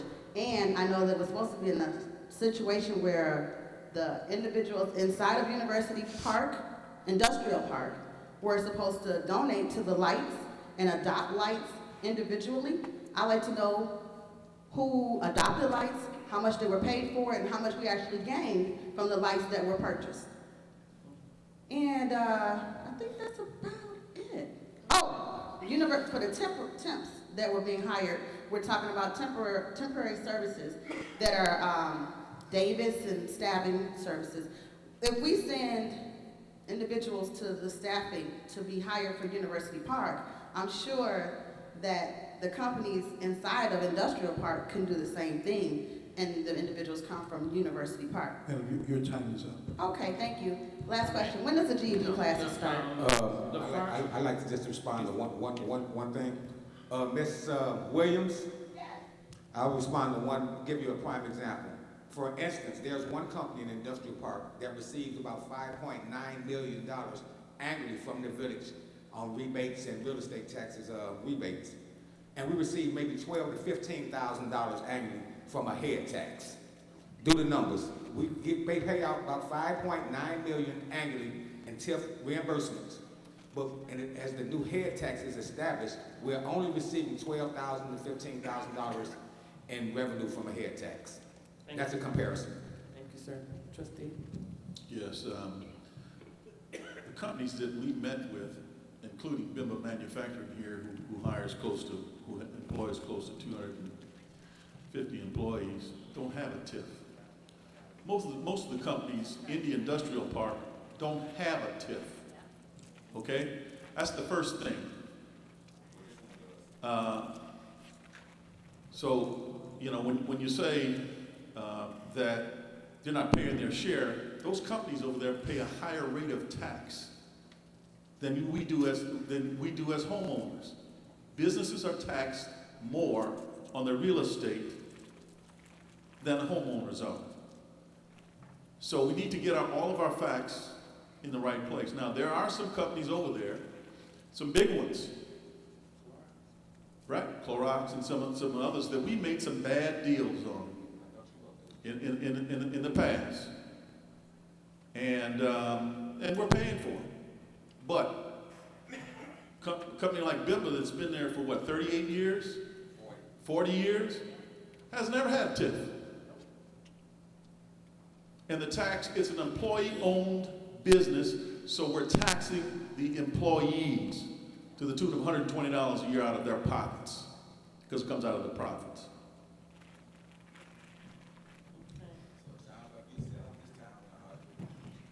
So, that was nice.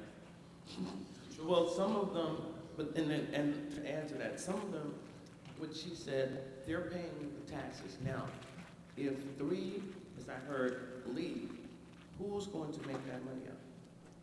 Okay. Do your thoughts. Ms. Ward, Annie Ward.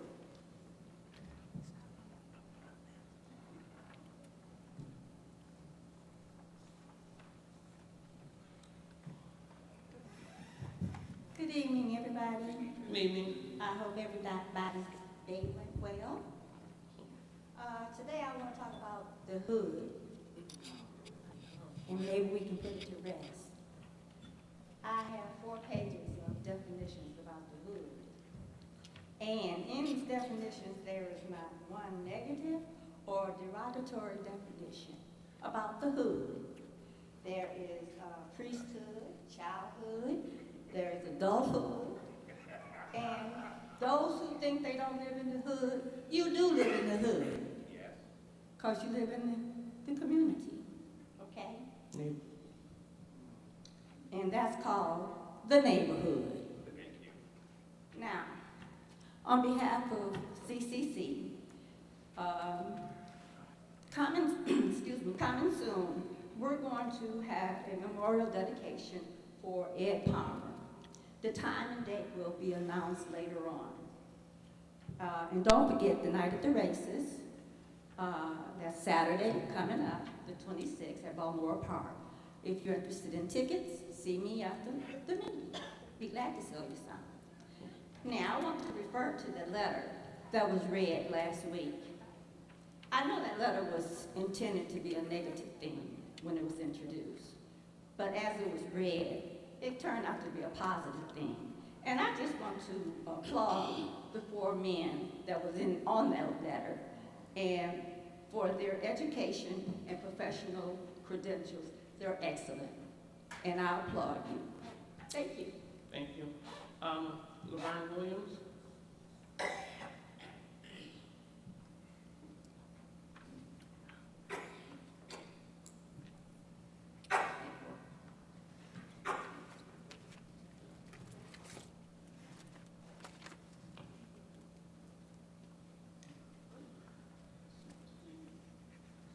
Good evening, Mayor, board, staff, attorney, and everyone that's watching. We're not as bad as it looks, really. We're a great town. I have several questions. On the website, I requested this a couple times, and maybe Daryl, if you could help out, and the trustees and the mayor, if you could, disclaimer. Any questions I ask or suggestion is not that I'm trying to go against anybody, it's just me as an individual wanting to know the answers. Thank you. I still would like to know if there's a way for the mayor and trustees can put up put something up on the website so we can keep track of the activities that you do. If we can't make the Tuesday meetings, if we can't hear your reports on the seminars you go to, on the training you attend, on the meetings you attend, on the monies that you're bringing into University Park, if maybe we could come up with a way so that there could be a web page for each of you all and you could post what you do. Number two, the head tax. From my understanding, I thought that there would be a policy in place as to how long the head tax would be, what the head tax would be used for, if it's going to be used for capital improvement, if it's going to be put into general funds, the procedure as to how this is to run. Has that been developed yet? Number three, the hazard litigation piece for the University Park should have been part of the comprehensive plan. Is it possible that the Plan Commission get an opportunity to review and discuss that and see that? Because if I'm not mistaken, that is also a separate plan of the comprehensive plan that should be reviewed by the Plan Commission. But you all can let me know at a later date. Number three, the bridge is being built.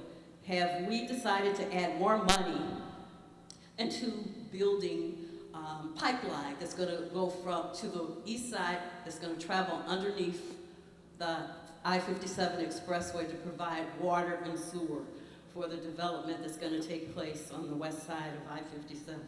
Number four, the airport. Has University Park, or are we partnershiping with Park Force that has an office for the training of jobs that may come into place with the airport? I don't know if we're doing training or entrepreneurship. Someone can give me an update on that. Number three, I see on the agenda that we're going to build containers around the garbage bin, which I don't understand. Maybe it should have been a public hearing on that, because you're going to be taking away parking. It's going to be a safety issue with kids swinging on the gates. With the winter, when the winter comes, it's already hard enough to get to the garbage containers without the bins. What's going to happen? I mean, and who's going to pay for that? And I just think we should need more discussion on that. And then I think that's it. Thank you all for doing a good job. We appreciate you. Thank you. Wait. And the budget, capital improvement, that was not discussed the last time. If we can include that too, what the capital improvement will be for this budget. Thank you. I can respond to one thing about the Park Force.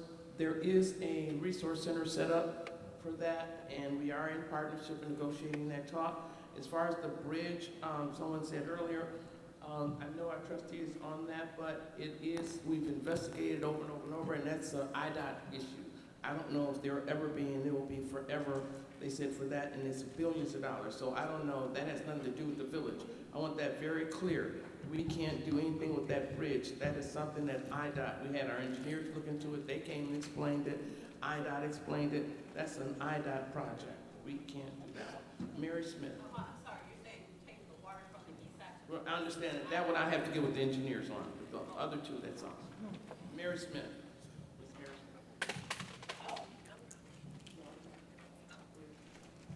Good evening, Mayor Covington.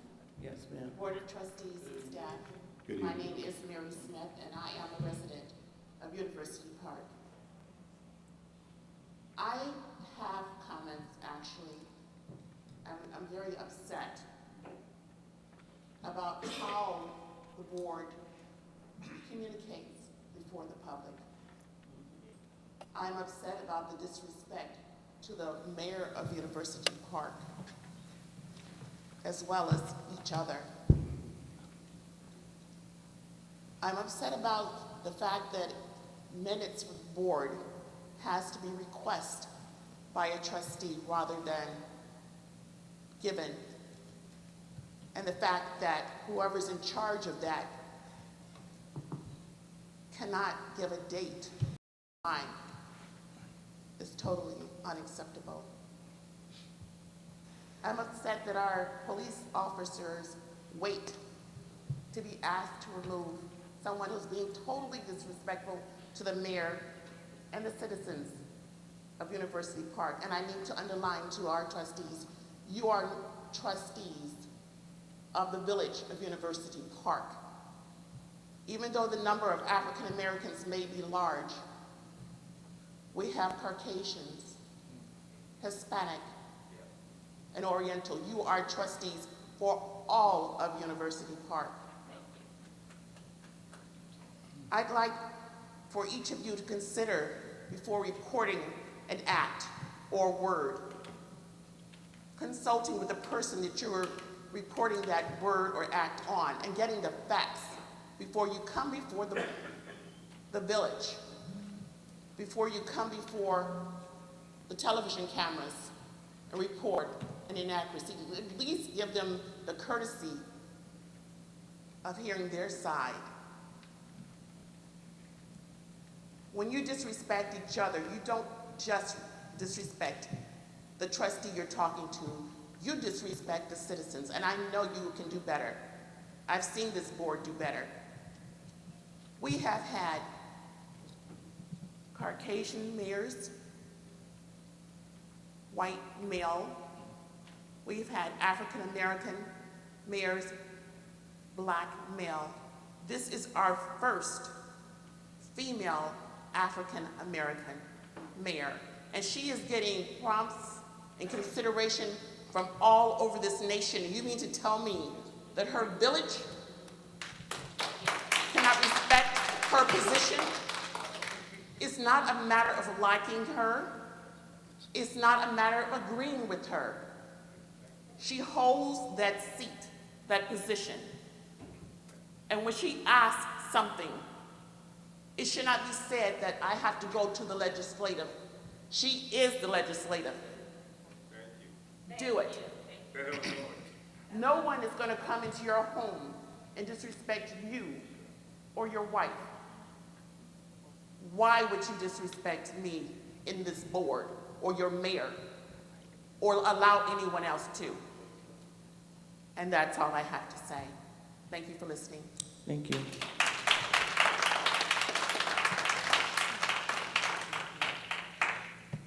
Tonight, for your understanding and reading and listening, discussion of the agenda, unfinished business. Third reading on ordinance amending Chapter 660, Safety, Sanitation, and Health, Section 66003, litter control, providing requirements for trash container exposure facilities in a multifamily residential development. Is there a motion? So moved. Second. Griffin, second by Trustee Rudez. Is there any discussion? I have some.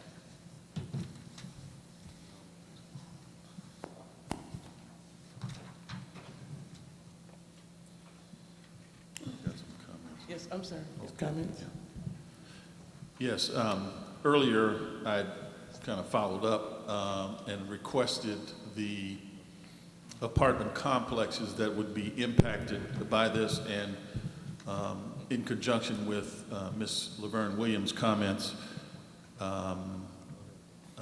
you know, I think we need to have that list to get an idea of what these complexes will have to do, and even if they can do it, there needs to be a workshop with the complexes, in my opinion, to provide input into this legislation.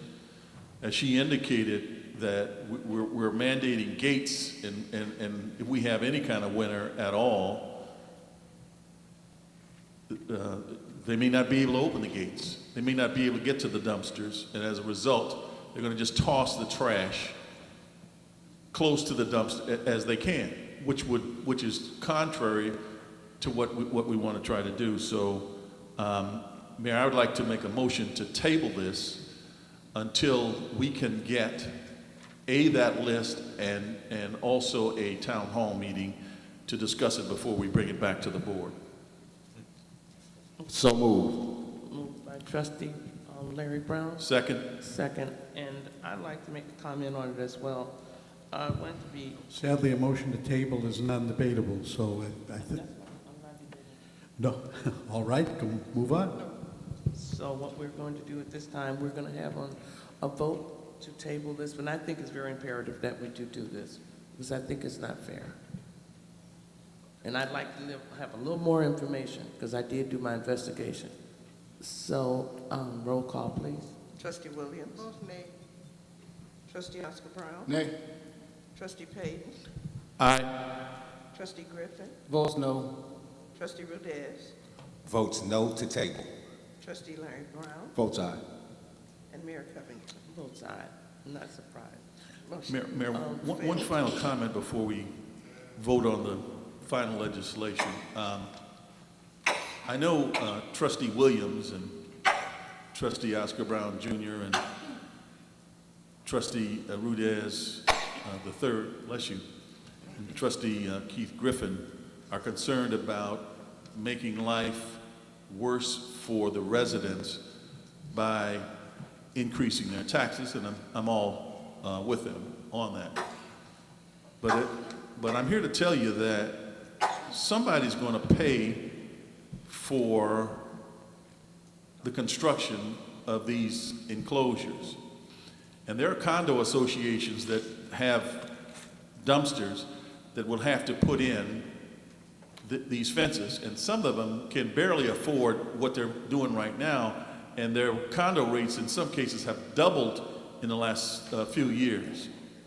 So, you know, before we vote, I would just appeal to my colleagues to let them know that if this is passed and enforced, this is not going to just simply impact the owners of those complexes. They're going to pass those costs right on down to the tenants, and you will be harming the tenants and not helping them. And I question this from the last meeting when someone said they had a meeting. There was a meeting held, Mr. Lanier. Would you like to discuss that meeting that was held with these complexes? You were part of it? Parliament's Julian Corey. Excuse me, I'm speaking right now. I'm asking you a question. Could you comment on that meeting that you had? Trustee Brewer said you guys had? You said, yes, there was a meeting. It's on record. Yeah, what meeting was that? What meeting did you have with the complexes? I believe we did have a meeting with, what is it, Brittany Woods to talk about the enclosures. Okay, well, the closures, The garbage can enclosures. what was the results? They were, I don't recall if they were for or against it. They agreed to go out and look at and price out enclosures, security guards, and a lot of other items. Well, I'm going to get something in writing. He had a different story, and I don't know who was telling the truth. But he said that he was requested for some other request, and he was threatened. And if he didn't do it, an ordinance would come up. I was not a part of any meeting where any threats were made. Okay, well, he'll submit a letter to that. Anyway, so he said also that, in the other ones, they said that the people, some of them are taking a $50,000 hit right now, a lost. And if this comes upon them, there are no guarantees that they're going to stay. And you're talking about Cityscape being abandoned. Right now, he's talking to the head people not to abandon that building.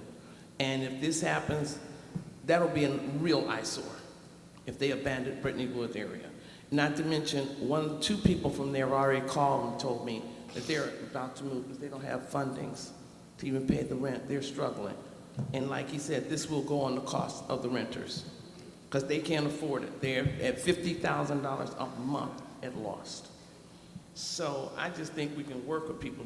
All this, I'm gonna get you stuff, this needs to stop. And these meetings, talk about private meetings. I wasn't even aware of that meeting, and I should have been abreast of that. And the board should have, that you're even going to have this discussion. That's just not, I don't think that's fair. Yes, sir? I'd like to ask a question of the manager. You recall the meeting. Who was in attendance at that meeting that you had with Brittany Woods? I believe the meeting started as a safety and a cleanup issue. I believe in attendance was myself, the police chief, and Trustee Rudez. Trustee Rudez. Trustee Rudez? He didn't do that behind our back, did he? And who else? Trustee Griffin? No, heck, you know I ain't do it behind your back. I'm gonna do what's right. And Trustee Griffin was there? Is that correct? I'm not sure. Oh my goodness.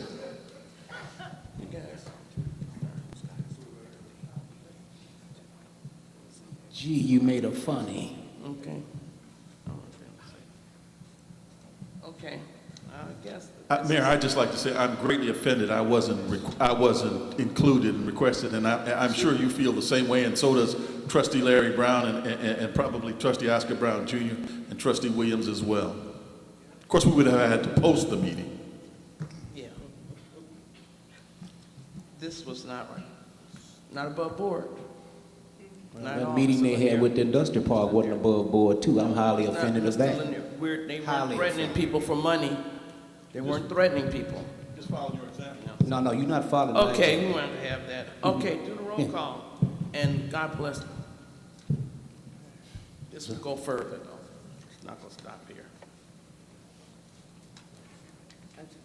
I'm not understanding this. Call a question. Excuse me, not a question. I'll call a question when I'm talking. Can you do that? Sure can. It's illegal. Read your law, buddy. No, it's not. No, you read. Excuse me. What you doing? Ooh-wee. They're so disrespectful. I mean, we're having a meeting here, sir. I'm sure if you were in court, this would happen. Can we come on up here and get this done? Roll call, please. Let's go. Trustee Williams. Both aye. Trustee Oscar Brown. Votes aye. Maybe I need to wear a Trustee nickel. Payton. Votes nay. Trustee Griffin. Both sides. Trustee Rudez. Votes aye. Trustee Larry Brown. Votes no. And Mayor Covington. Absolutely not. Mayor Covington, that passes, and the ordinance is O 2014-33. And I will do further investigation. Thank you. First, second, and third, ordinance repealing the ordinance which made changes to the boards and commissions and created an employee's expense tax. Madam head Mayor, I'd tax. like to make a motion to table item 2A indefinitely. Second. I'm sorry? What did you say? I didn't hear you, sir. Madam Mayor, I would like to make a motion to table item 2A indefinitely. Second. That's fine, I'm bringing it back. Because the reason for this ordinance, everyone, I'm recanting. They took my veto. Excuse Parliamentary me. inquiry, Madam Excuse me, Mayor. sir. I believe that is not debatable. It's not, you know what? This is up for, right now, a vote, okay? And I have It a is life up for right a to... vote to Excuse table, Madam me, Mayor. sir, I'm saying And I have believe right... that item is not Excuse me, sir. debatable. I Excuse believe you me, could sir. ask the attorney Excuse me, sir, you need to go in the advice real if you're court confused so on you the learn how to situation. do that. Mayor, the motion to table is non-debatable. The purpose is to not No, he have... didn't table. No, Not having the table. no, he did. He did. No, he didn't. He said for... Madam Mayor, Recognized for... It was not recognized, did not recognize... Parliamentary inquiry again, and actually, I guess I better You're ask it. trying to play court in here. I'm sorry, you did not recognize I did him? not. I just blurted it out, as usual. I see. All right. Excuse me, so I will say what I had to say. The purpose of this ordinance, thank you, Jesus. The purpose of this ordinance, and the reason why we put it here, because I resubmitted it. They removed my veto license, I'm sorry, I'm thinking about license, wow.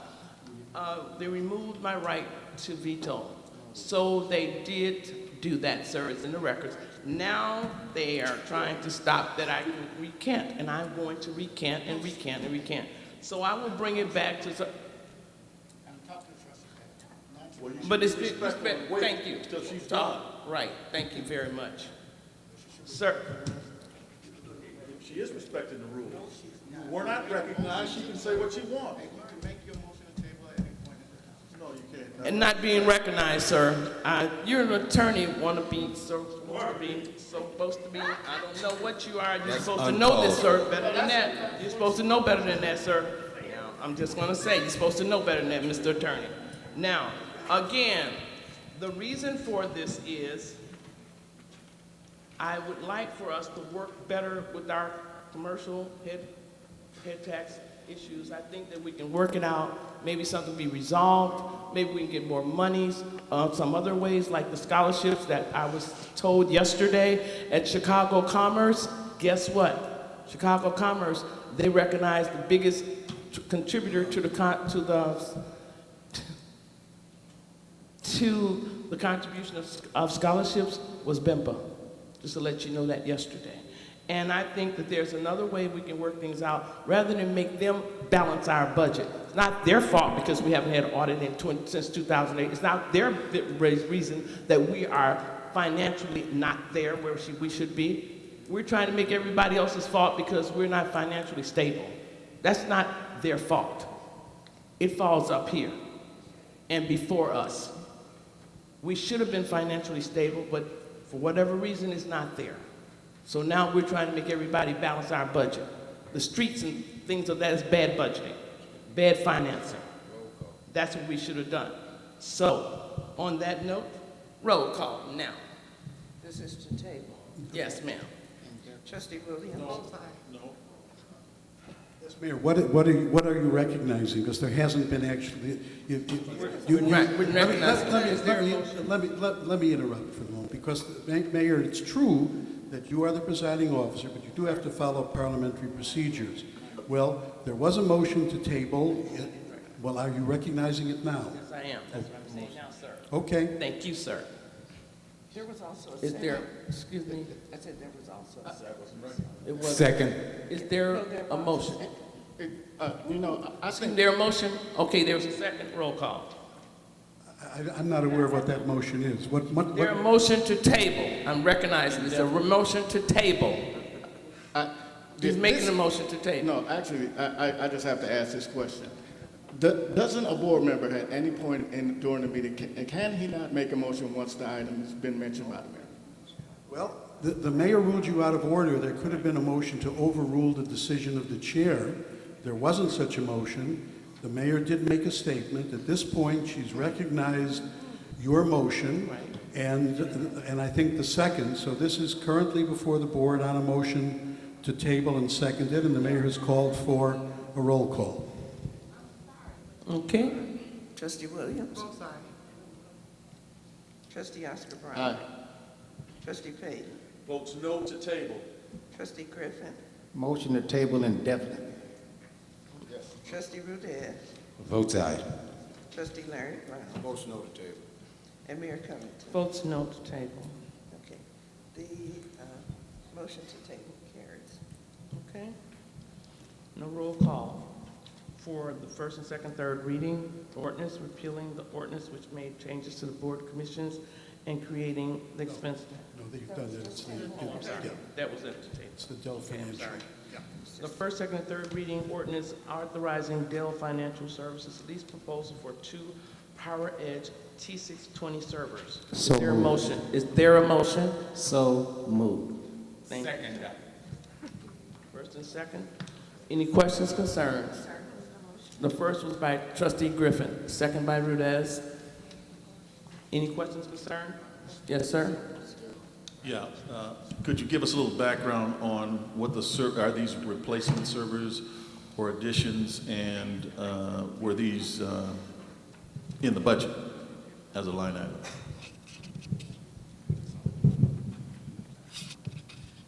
Yes, these servers will be replacing the 11 servers that we have.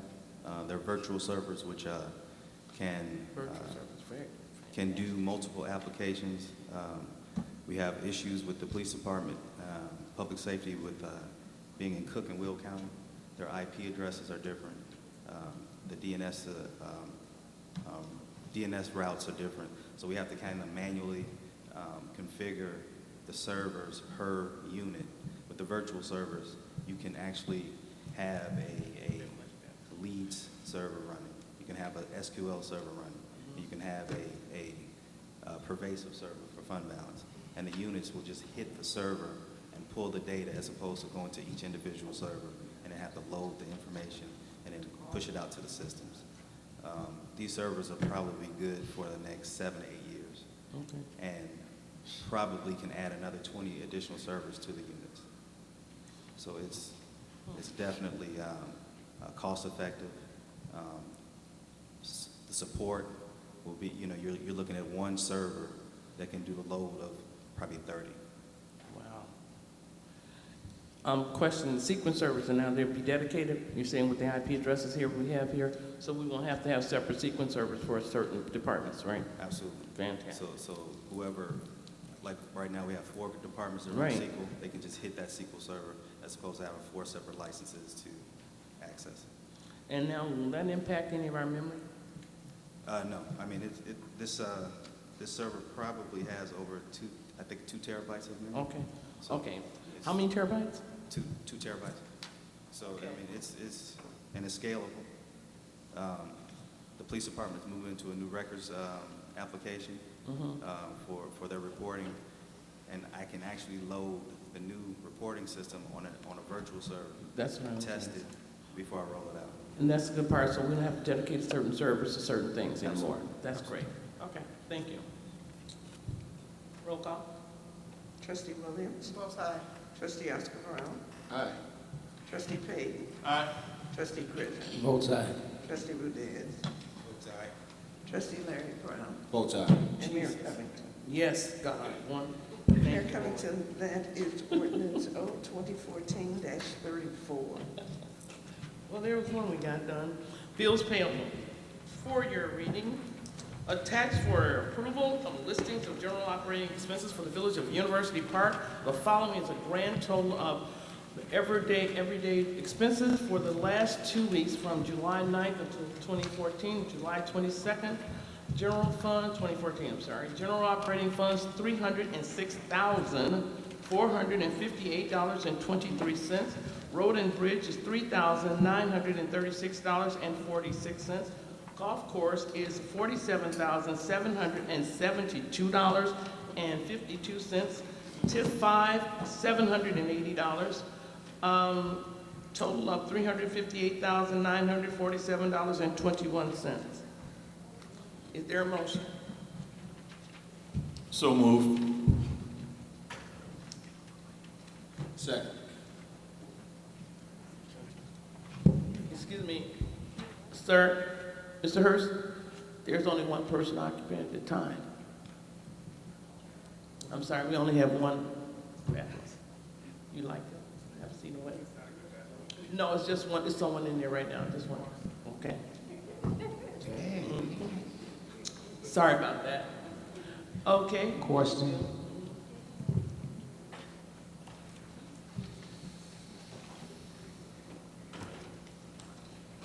Any questions? Yes, sir. I have a question. I did. Trustee Griffin was first. My question is 12472 Crawford Tilly, What you gonna do? Murphy and Tillis. Officer, there's someone in the bathroom. 45,003. Officer, someone's in the bathroom. Just go in the back.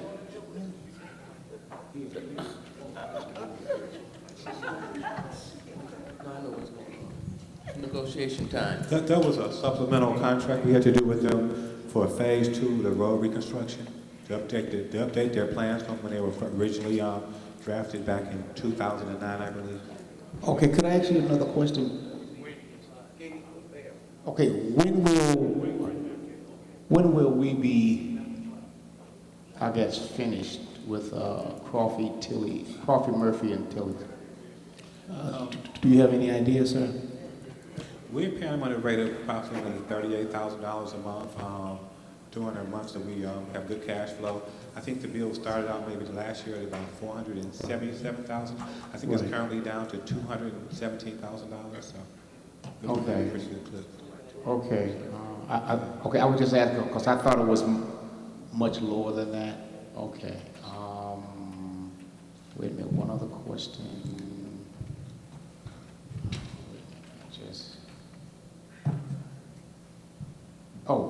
What is check 12548?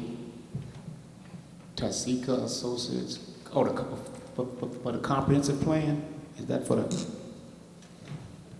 Yeah, yes, it is. The check was issued to us from funding agency, and we simply have to turn around and issue the check back to TASCA. Nothing free, right? Okay. It's a comprehensive plan. All right, thank you. You have a question? I have a question. Yes, sir. Trustee? Check number 12457, I guess, area salt and chemical. Is this for What amount was that, sir? Is this for a past due amount? It would be a past due amount. What check number was that again? Mine is 12457. 12457.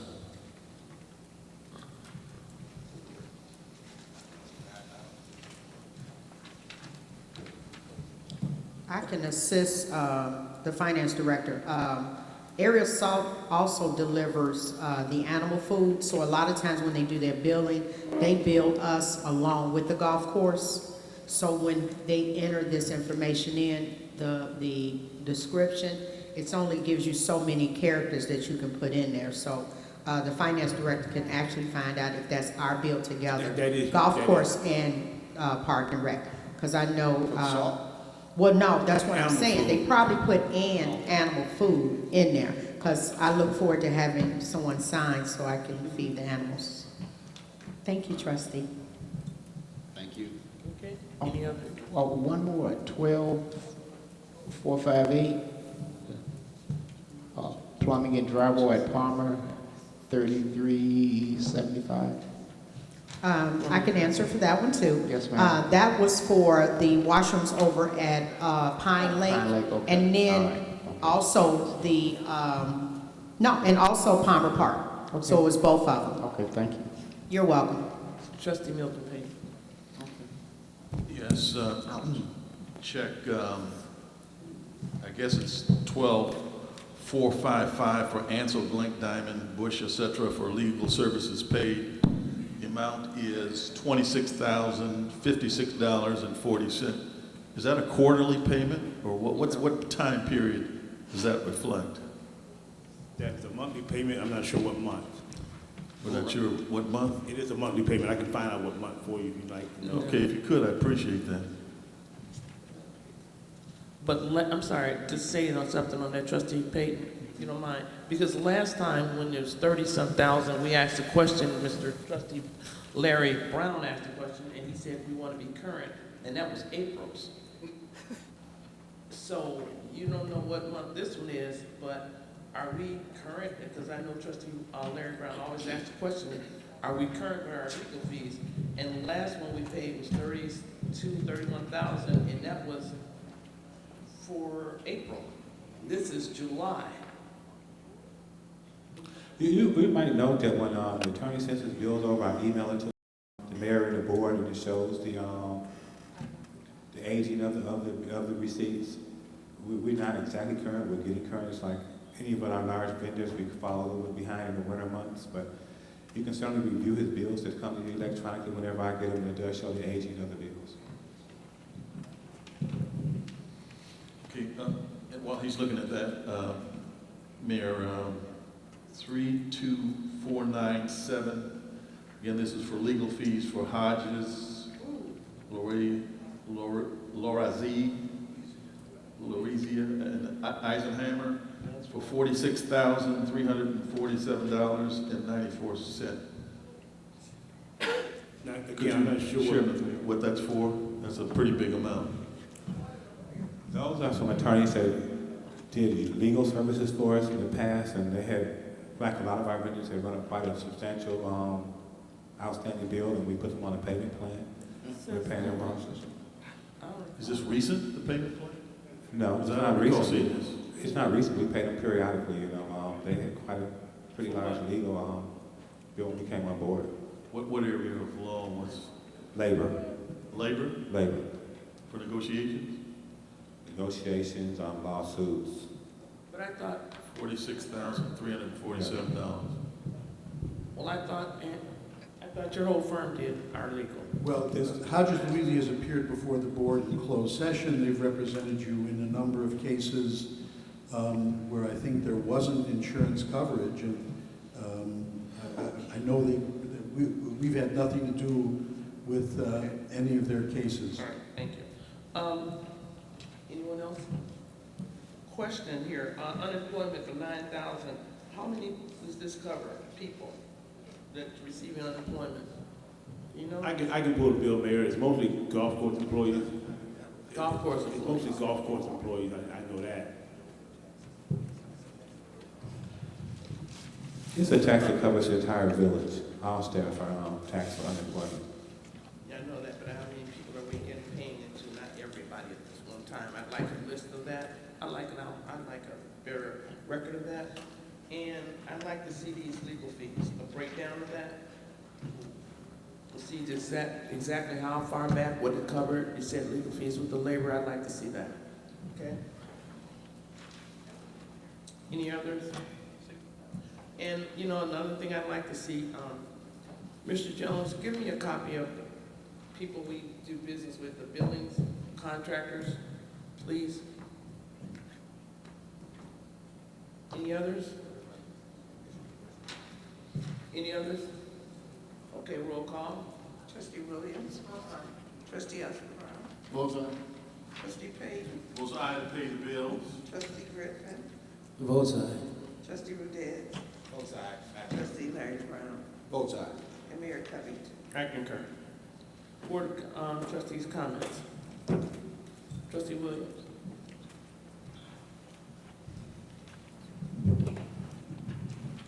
I want to say this, James Bell and Keely, you all did a wonderful job Sunday.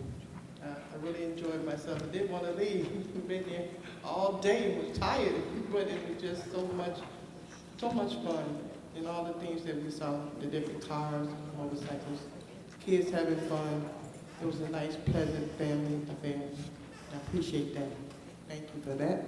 And I'd like to say thank you to Manager Lanier, John Thompson, and Sharice Williams for helping me, dearly helping me with the GED class and the entrepreneur class. So now those classes are up and they're getting ready to run. August the 19th will be the GED class, and it will be running from August the 19th for the next 10 weeks.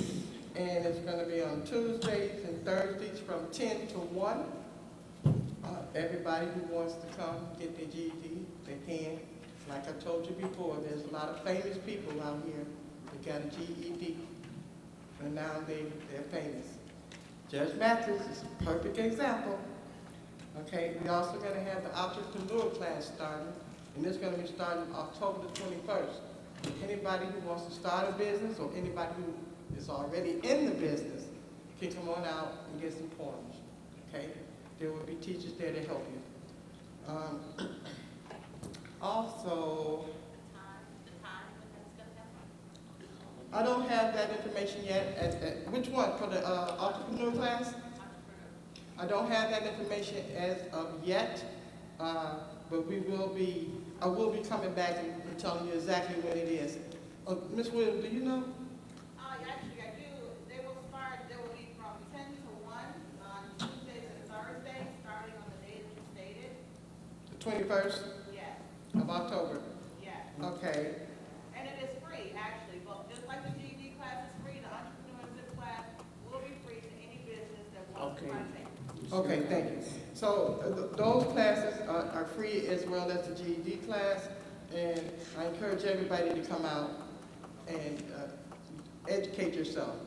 And I want to go back to Trustee Payton. I did do my research on that building in Markham, that senior citizens building. They paid $10 million. No, they didn't have it. They had bonds, and now they're paying all this money on the bonds. And the people of the village is paying these things, okay? So it was a bad decision, if you ask me. 60% of the building is in use, that's all. And it's 80 units, okay? And it's been in existence for 3 years, like I said. So I think that was a bad investment, and I stand by my decision that I made. And on that note, that's all I have for tonight. Trustee Oscar Brown. Good evening, everyone. I would like to thank everyone for attending and viewing today. Apparently, there have been some vicious rumors going around about me personally. I'm going to address that, then I'm going to talk about, actually it's 2 rumors. But the first one I'm going to just direct directly, and I heard the comment from the audience. I am a licensed attorney. I'm licensed to practice law in the state of Illinois. I worked very, very, very hard to obtain this license. I went through 3.5 years at the John Marshall Law School. I then studied for 16 hours a day, every day, for 2 months to pass the bar, which I did on my first time. I hate that, highly offensive, and it reminds me of a story that Malcolm X once told, when it talks about attorneys and wannabe attorneys. There was once this long line of people. They're all going to buy ice from a gentleman who happened to be Caucasian. And this store was all the way across town. And then there was another proprietor who sold ice. And he happened to be an African-American gentleman. Somebody walked by and said, why would you go all the way across town to buy ice? And he said, everyone knows the white man's ice is cold. That is simply not the case here. I'm a licensed attorney. I can do anything an attorney can do, period. The second room I want to address is I've been recently taking on bike riding.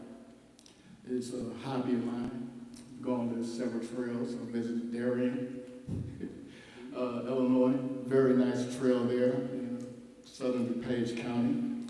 And I plan on doing the Old Plank Road Trail pretty soon. I'm hoping this Sunday, and I also got to thank Mr. Lanier for your recommendation on a very nice local trail. A little small, but I rode it and I enjoyed that one too. That one's on Fulmer Road in Cicero. When I don't get a chance to make it to these trails, I do ride around the Village University Park for an hour. It's not because I don't have a driver's license. I have a driver's license. I am licensed to drive also. I happened to pass that test when I was 16 years old. And I've been doing it for, let's see, almost 32 years, I imagine, or thereabouts. So yes, I am also licensed to drive, and it is a hobby. And you know, I would suggest it to everyone that everyone takes their bike out, or at least spend a little time riding around the village, because you get to see some things. You can take your bike over from Nathan Road over to Greenbrier, and then you can ride down that street, and you can see how bad it truly is. You can then ride your bike on down around Burnham, then down the hill, and you can ride over to Amherst Lane. I'm sure there's somebody out here who knows how bad that street is. And then you can take it on around Amherst Lane and down Abbott, and you can look at Abbott Lane, and you can see how bad that street is. And if you get a little time, you can take that bike and you can ride it on up to Pinot, back up the hill, and you can see exactly how bad that street is. I recently submitted a project list to our consultant who's working with Public Works, and they've given us an initial estimate. All those streets that I named based on my bike rides and surveying all the streets in University Park are the 5 worst streets. I got a cost estimate for that one. It's approximately $500,000. So for the very least, until those streets are done, the head tax will be in place. I don't want to scare any business away. I don't want to tax anyone more than necessary, resident or business. The fact of the matter is we need that money in the Village University Park. Those 5 streets I made are terrible. Some people in here know how terrible those streets are. We have to fix them. Now, I have made this argument before that, you know, we provide services and we do all these things, but the fact of the matter is we need that money. I don't want to tax you. I don't want you to leave. I want you to stay. I want you to work with you. But the fact of the matter is we've got issues that require capital. We've got to get this capital somehow. There's a park over there on Circle Drive. It needs a guardrail. That park needs additional mulch. I want you to know that. This is not something permanent. This is something to take care of our most immediate needs. There will be other projects that will be added to that list. That was an initial project list. And we'll be talking about that when we go to implement and revise the head tax. Stick around. We care about you. Talk to Mr. Shannon. Join his organization, the Obata Chamber of Commerce. Come to us and talk to us rather than private individuals and a couple of trustees. We'll help you and we will work with you. I want you to know that. Now, in regards to this letter that was circulated and the allegations that were made today, you know, Trustee Hayden is a trustee. Trustee Brown is a trustee. Roosevelt Martin is manager trustees. By his qualifications, the board is here. Jimmy Young, officer of the town, member of the Mooney Township, so maybe he was there in that capacity. But as far as representing the views of University Park, not yet. I want you to keep that in mind when they make these bombastic statements saying that they were negotiating on behalf of University Park. I'm pretty sure there may be some people here that were there. I want you to know whatever they represented to you, as far as the views of this board, it's not entirely true. Come talk to us. I'll give you my phone number, and we will work with you. We got to do things in University Park. There's a need for a technical resource center. We've been fighting for this since before my reelection, when they called it a campaign promise. Well, I want to make it a functional reality so we can work with you and train up people so we can get them in there and get them in every other company that's in the industrial park. Numbers such as 1, 5, 3 from some of the companies that I've looked at in the industrial park are pathetic compared to the actual numbers that you employ. 1 out of 200, 5 out of 1,500, 10 out of 1,000. Those aren't local numbers. Those are just whatever it is you want to do numbers. We'll work with you. We'll improve it so we can both accomplish our goals. But we got to work together. We can't work with wannabe trustees and mayors.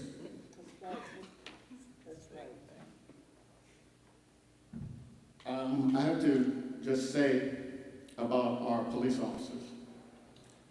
They will always serve and protect you, resident or business, period. We have our chief sitting right here. We have one fine officer sitting in the back, and we have one officer sitting in the audience. Anytime I have ever called a police officer or the fire department, they have served me, and they will serve you. Never done that. And it's insulting to insist or insinuate that my police force would do anything less than serve the public, residential or business, period. They will always work for you, whether you want to pay a head tax or not, whether you want to move or not. If you are located within the Village University Park, the police force will work for you. And if they don't, you tell me, and I'll make sure they'll work for you.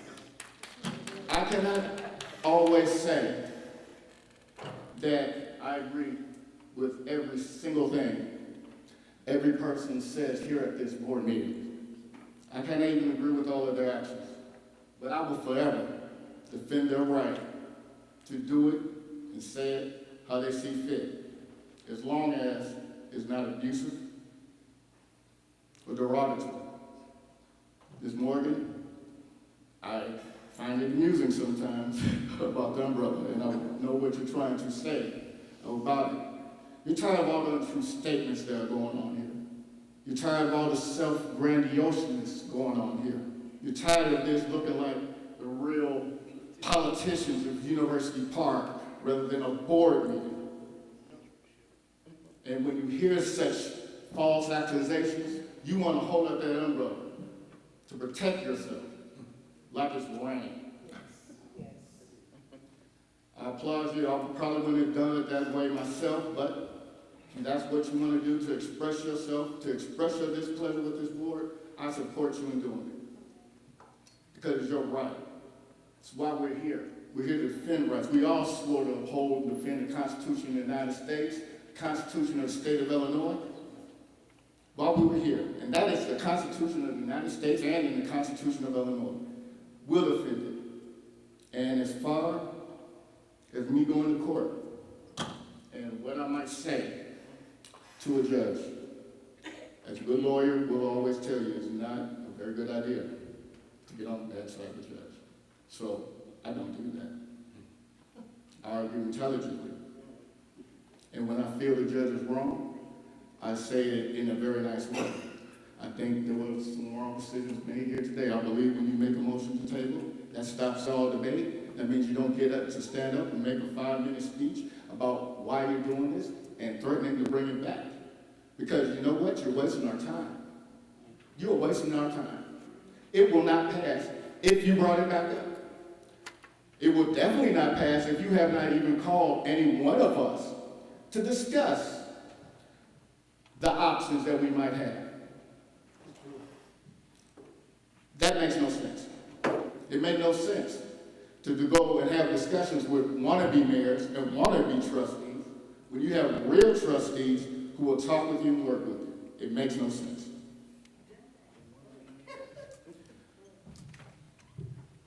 There's a lot more I could say to that.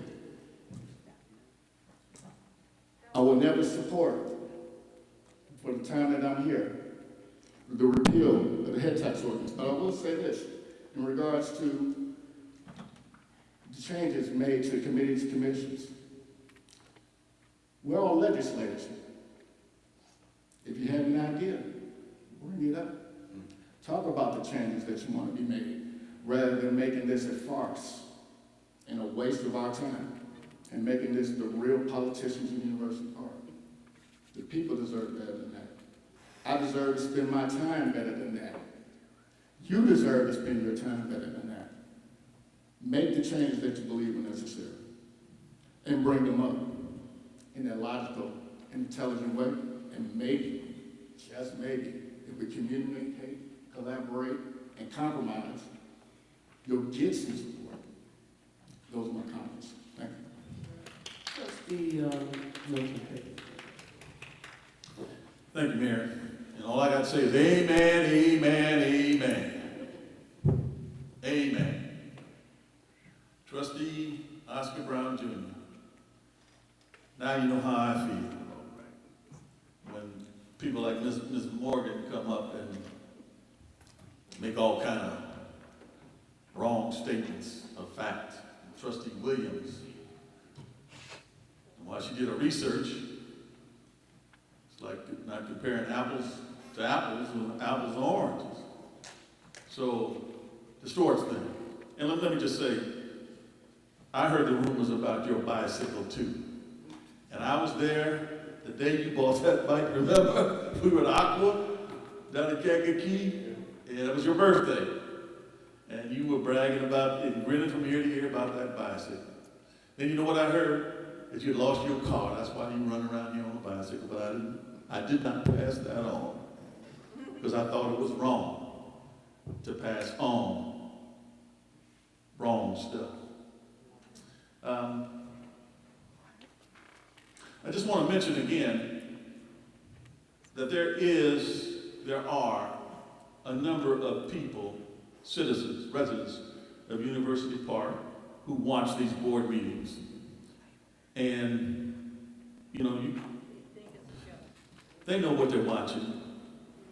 You can't tell them one thing and expect them to believe something that they know is not true.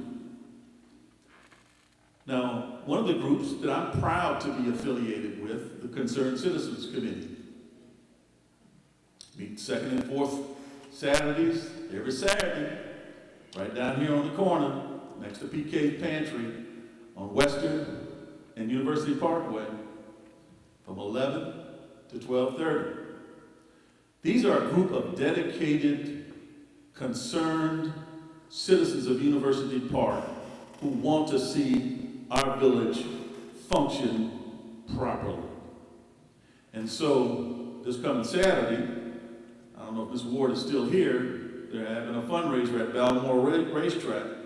Tickets are $40, so you can contact her, or you can contact me. You know, I can get some more tickets. I sold all mine. So, but these are dedicated individuals, and they're taking up the slack of volunteerism that, unfortunately, this board has elected in their wisdom to change. Now, I hear the argument that the industrial park should come to talk to you. Well, based upon what I see here, there's no way in hell, if I was still an executive, that I would ever deal with some of the members on this board. That's right. Amen. It's ridiculous to even think that. They're stupid enough to come forward and put their trust in what they have seen here. It's a disgrace. We would never have tolerated what we see here when I was president of the school board. Trustee Williams, you were going to have an entrepreneurial course coming up in October. I'm just happy to tell you that, I taught entrepreneurial management for Perry State College, small business management, small business management. I was a score counselor, such a court counseling people on how to start up businesses, both at Governor State, at Prairie State, over in Madison, Olive Harvey College when they have a small business development center in Chicago. So I'd be happy to help you out if you need some assistance. I know you want me there. So, now,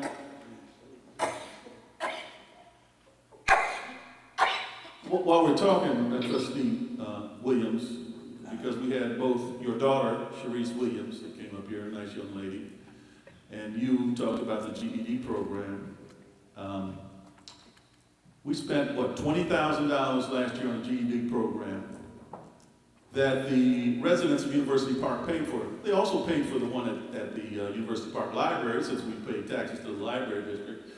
One at 201, School District 201U, since we paid, the taxes for the school district. Governor State University, since we pay taxes to, the university system, as well as Prairie State College.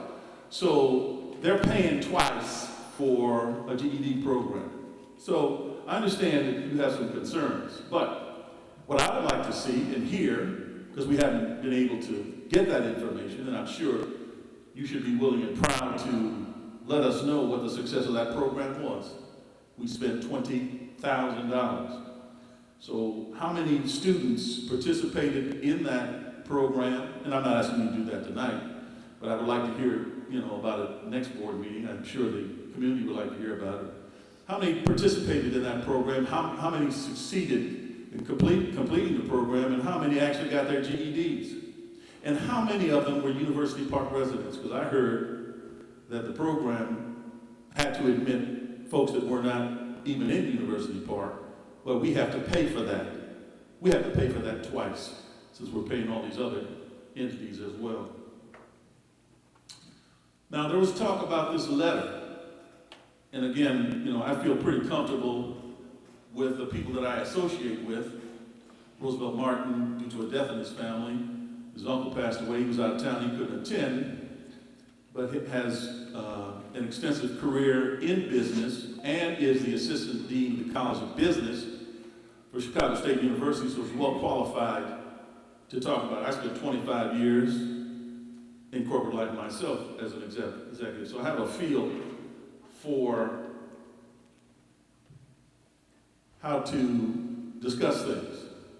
Unlike what I heard is that yourself and Trustee Griffin went around to the industrial park, just what I heard, I don't know that it's the truth, asking folks what the economics was.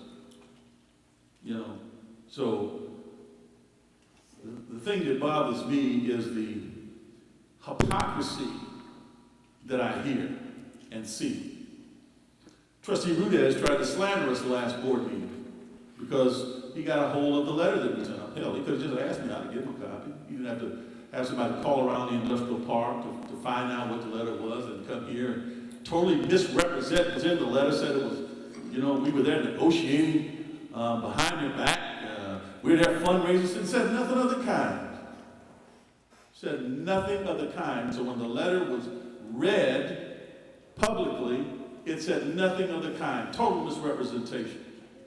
Then we find out that we have trustees here that are going around with the village manager, meeting with and trying to force Brittany Woods to do certain things, meeting with other companies, meeting with Avatar. Didn't think I knew about that one, did you? Okay? So, it's just hypocritical. It's just totally hypocritical for you to come to us now and say that we're doing things behind your back.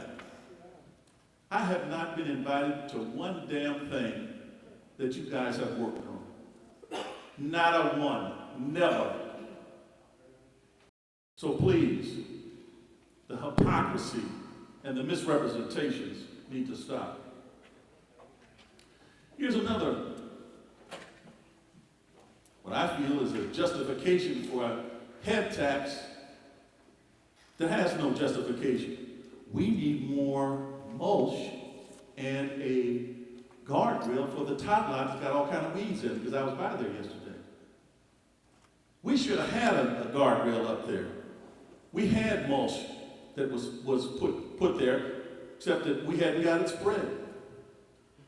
So how does a head tax that drives businesses away, something that we should be handling as part of our ordinary way we do business and should be conducting ourselves for our children here, why does that something that minor have to come out of a head tax? If we were going to do something that the board had agreed on, and we had a workshop like the Technical Resource Center that may have some merit, then, I can understand you using a head tax for that. But the corporations that I've talked to have been working with community colleges from here to the city of Chicago that have the facilities. I happen to be invited to speak to one of the graduation ceremonies for OAI at South Suburban College for the graduates. And they're doing an excellent job. Prairie State College, South Suburban College, these others. So the last thing that I'd like to simply say is that order in the court. Order in the court. I have not seen any attorney, except maybe on TV, and then they get cited for contempt of court, where you just jump up and say any damn thing you want, anytime you want. You have to be recognized by the judge. You salute the bars. You don't have to like the person, you don't have to like me, but you should respect the people who are in charge, who have been elected to that position. Mayor Covington was elected to that position, and as such, should be given due respect. It's like we're a bunch of children here. We're gonna say anything we want, when we want. Could you imagine that happening in the court of law? Both attorneys, the audience jumping up, oh, you're trying to get the attention of daddy? No. It's disrespectful, it's disgraceful, it's a shame. And I'm ashamed to be a part of a board that acts like that. And that's all I got to say, Mayor. Thank you. Trustee. Good evening, everyone. And again, you misspoke. I guess I won't call you a liar, but let me tell you something. I have not, I repeat, not, N-O-T, been to the industrial park at any time. The only time I've been to the industrial park to look at the roadway that they're building for the interchange. Now, if that's talking to the industrial park, then something's wrong with them and something's wrong with you. Because I haven't talked to any company back there. The only company that I addressed is the one that come here tonight, sir. Okay? So get that through your pipe and smoke it real well. Now, I feel that it's really asinine all of a sudden the industrial park wants to speak with 2 trustees. You got a board here. Why didn't you talk to the board? I tried to attend the meeting. Hayden steps out like he the big godfather or whatever. You can't come in. Well, why not? You're discussing village business. We're not discussing village business. So I sit close enough where I could hear, and he lied again. He talked about town buildings. That's village business. What does Industrial Park got to do with that? He talked about the senior building. What does the Industrial Park have to do with that? Other matters about the village business. What does that got to do with the Industrial Park?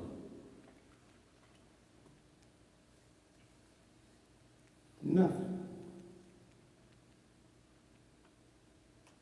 Their theme is, I guess they feel, Trustee Payton, Trustee Larry Brown feel that it's all right to tax the residents. Cigarettes,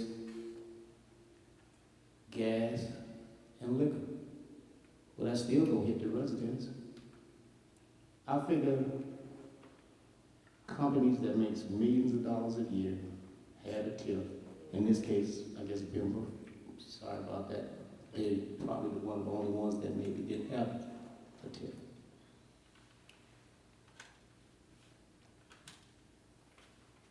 A $15,000 or $20,000 a year to help do things for the village, I don't see a problem with it. I don't want you to go, but I'm not gonna tax the residents. It's that simple. I'm not gonna do it.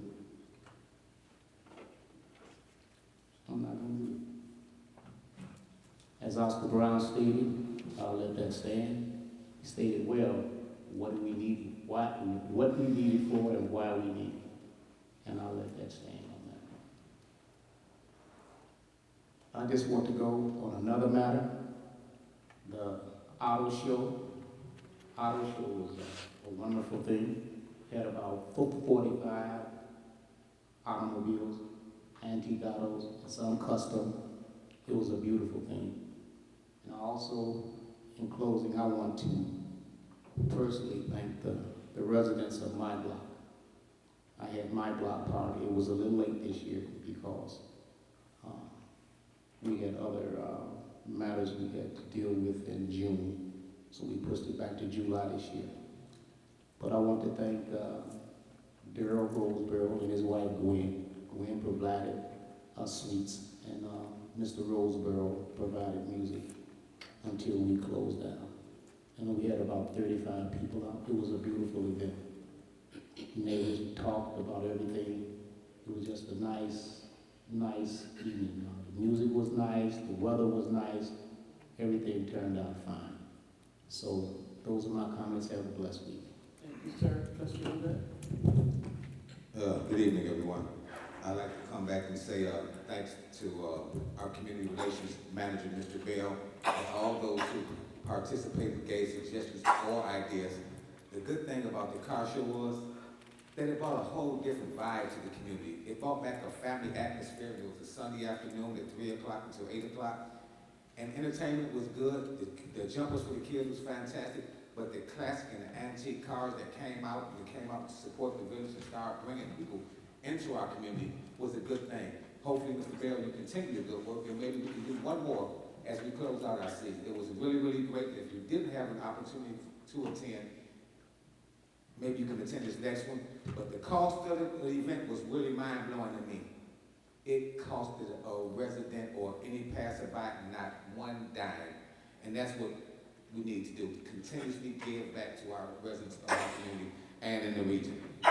All right, the controversial issue is the head tax. Let me go real quick and let's try to get a quick breakdown and why I think that the mayor continuously forces these items on the agenda. Deep down in her heart, she knows that these items will not pass.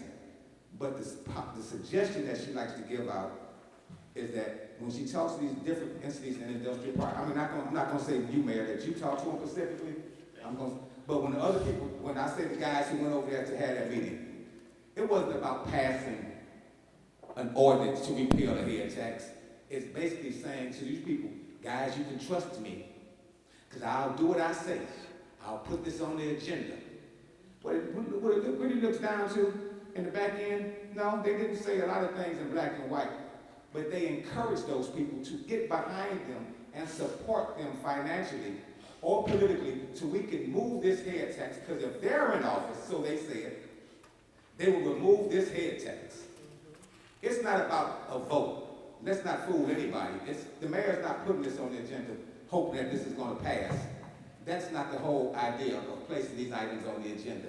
It's political posturing, and we must call it what it is. It is what it is, and unfortunately, that we have to be involved in such a climate as that, because it doesn't produce anything good for anyone.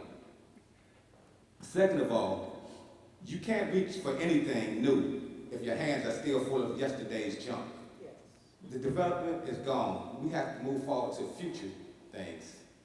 And that's what we have to look forward to. Yeah, there's opportunities that we all would like to have for our community, but unfortunately, we're just not positioned right as of yet. But we're working extremely hard, cleaning up the old mess, making the hard decisions which bring controversy to the board meetings. You know what? If we weren't doing anything, no one would say a doggone thing. So obviously something is working some doggone way to get the ball moving. So people are stimulated, they are inspired, they're anxious to come back to the table and see how we can negotiate and work this out in a business way. It's a win-win for our partners in our corporate world and the industrial park, and it's a win-win for our community and our residents, because taxation on those people, our residents and myself, we just can't do it anymore. We just have to find other inventive, creative ways to bring revenue streams into our community. And the creation of jobs, ever since I've been on this board, it's always been about jobs. It's always about making it better for the quality of life for our residents in this doggone community. I'm a small business. All I have is 12 employees. But out of those 12 employees, I probably got 7 residents from the village of University Park that work for me 10 months out the year and look forward to it. I do the best I possibly can personally, but it's not about me personally. But you have to look at the big picture. We got an airport. People are going to need to be trained. Construction trade jobs are all over the doggone place. A new interchange, jobs flowing every doggone way, access into our industrial park. All kind of people coming to our doggone board with all different kind of propositions. And I don't see anybody running away from a head tax, to be honest with you. I sat in Las Vegas and talked to O'Reilly's, AutoZone, Advance Auto, and first thing I told them, that, you know, there might be a little different things going on in our community than in other communities. But they say, well, Joe, if you're talking about the head tax, hey man, we gotta pay for something. We're not gonna get nothing for free. It's not gonna be a permanent fixture. It's a way to bring these people to the table. Prior to the head tax, we had no record of how many employees were in Industrial Park, how many residents were from the village of University Park. So this is a way of collecting data, information, so we're educated and well informed when we ask those people to come back to the table, that we're able to negotiate and make this thing a win-win for everybody. Not a stronghold, not a stranglehold, not a chokehold. It's a thing that business people must do in order to get the results that they want. It might not be as appeasing to some of them, but these things have to be done. A lot of those businesses said, hey man, who wrote those redevelopment deals for you? Because if I was in your situation, I have no other choice. Those deals are things in the past, and I'm quite sure that they won't happen again. And me, personally, see, I'm not a jack of all trades, because I can master one. Most of the time, when you're a jack of all trades, you master nothing, because I can have experience in the corporate world, and I spoke here, and I was working there, and I done this. Most people in the corporate world are still in the corporate world, looking for their retirement, looking for reinvestment opportunities, not being braggadocious about what they have done, because if they have done so doggone well, they wouldn't still be trying to dig up under to find a pot of gold somewhere. Those are my comments for tonight. And Mayor, I have to go downtown. I would like to be excused. I appreciate your time for my comments, and God bless the residents of this community and the region. No problem. Trustee Larry. Thank you, Mayor. I want to start out and send our condolences to the family of Sam Johnson, who was a former employee and a longtime resident. Unfortunately, I just got the information today about his arrangements are tomorrow, I believe, at Union Baptist Church in Chicago Heights, tomorrow morning from 10 to 11, and then 11 to 12 is going to be the services. Sam worked at our Public Works Department for a good while. And I remember him as an easygoing, hardworking gentleman.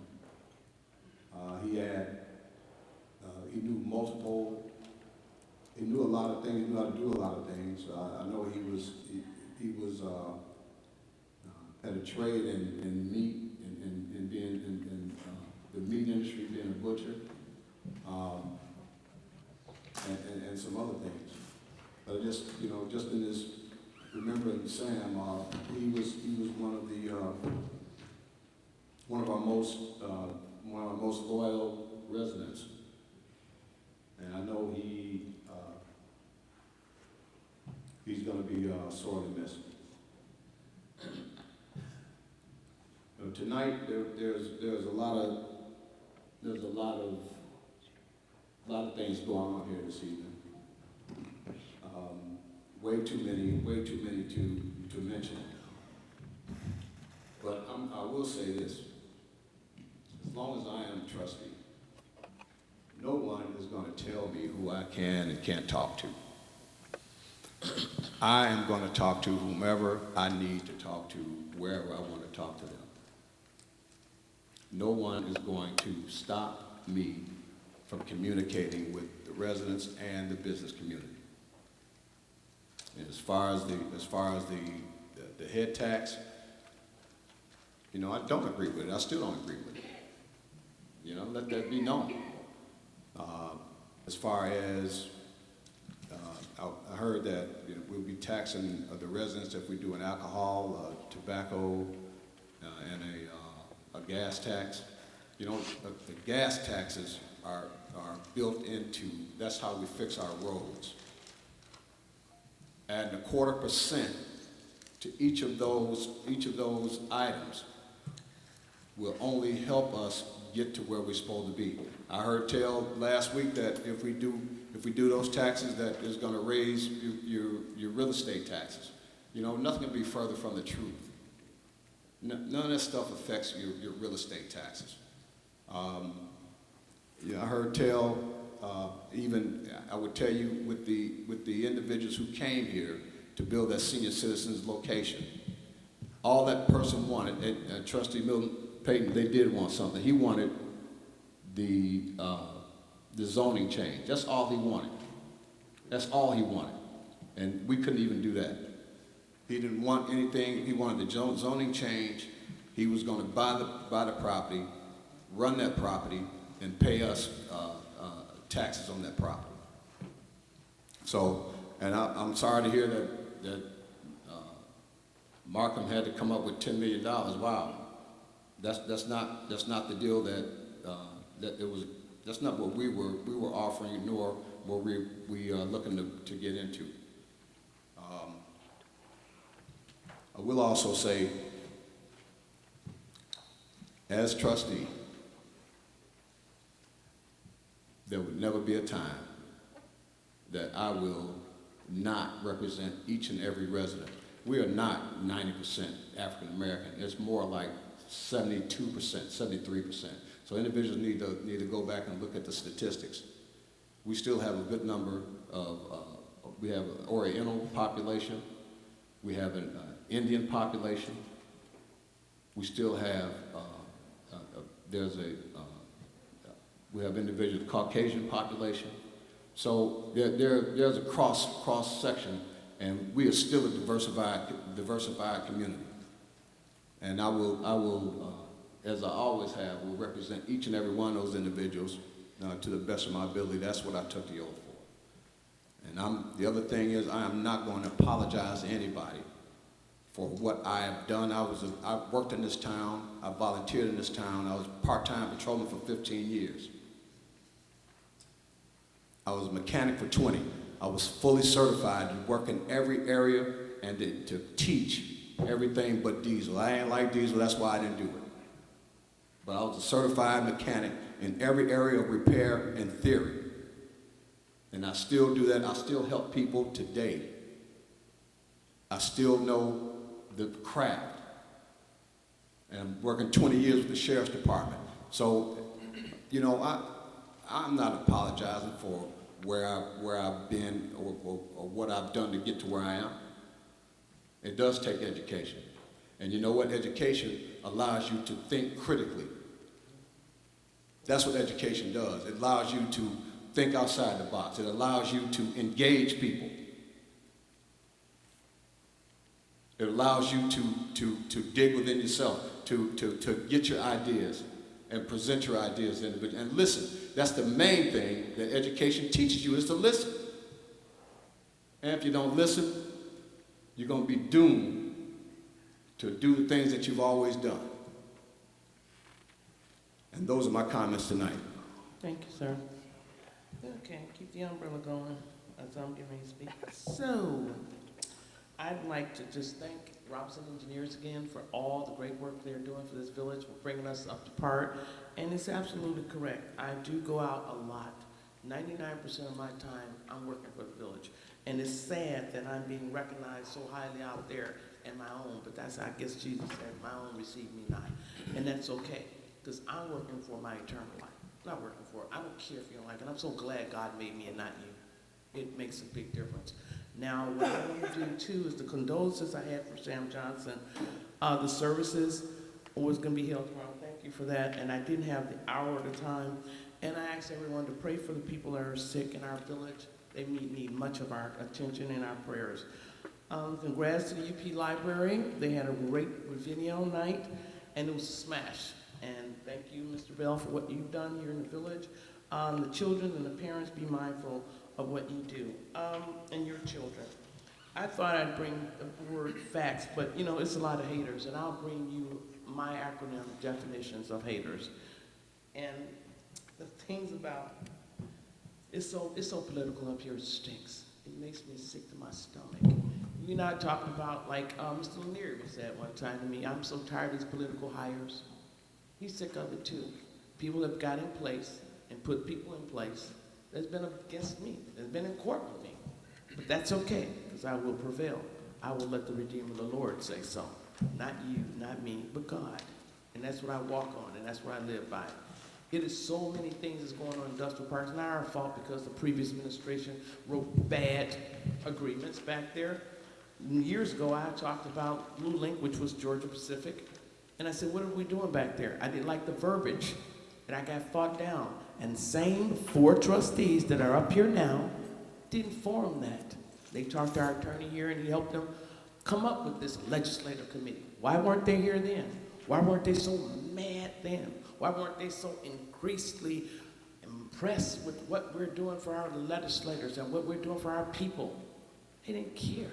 I sat up here right with them, and I spoke for myself. They did not form anything against the mayor that sat here. And the same thing, we weren't getting any money then, weren't getting any money now. And not to mention, let's do facts. We owe them a lot of money back there. There were agreements. Then nobody talks about the agreements that we owed. Nobody talks about the money we didn't pay them. And to let you know, they have a lot of training back there, Industrial Park. They do a lot of their own training to the employees. And if you work in my, thank you, Trustee Rudez, I am a corporate person too. Been there 36 years. So, that doesn't mean anything really. But if people have the experience and the know-how, and that's what they have, you can't take that from them. And Oscar Brown, Trustee Oscar Brown Jr., I was there when you graduated. I was there with the judge, your father. I've always been behind you. I always thought you were a smart young man. And don't let anyone beneath you or not equivalent to you guide you. You have too much sense for that. You're too much of an intelligent man for that. You got a lot going for yourself. And I wouldn't dare do that. I'm going to ask tonight that, and you talk about back behind, what's the difference? If they had a meeting, legislative committee or whoever they were, they wrote a letter to Industrial Park behind my back. I knew nothing about the head tax letter that went out on my letterhead. So who's keeping secrets? Everybody's got their own agenda. But if what they did, it was okay. I didn't care. And they had nothing, Trustee Payton, Trustee Larry Brown, had nothing to do with me recanting that. They didn't even know I was doing it. Just to set the record straight. And they have a right to go back there and talk to them. If somebody can make sense with them, fine. I'm not upset with that. But what I don't like is when I have 2 retreats with this board and ask them to try to work things out, and no matter what I say and what I do, it was never going to happen. Because one person did not make to be mayor, now I'm going to tear the town up. And one particular lady said last time, this village is divided. The world is divided. You got Republicans, you got Democrats, you got Tea Party. It's always going to be like that. You're never going to have cohesiveness. It just doesn't work because people have the difference of opinion. But at this time, I'm gonna stop and I wanna tell every one of you that I love you tremendously and you can't do anything about it. God bless you, but I want one thing said tonight. Mr. Hurst and his compassion was just overwhelming. And I was very upset to hear that he had no time, that he got disrespected, that he didn't have a platform to even speak to our management here.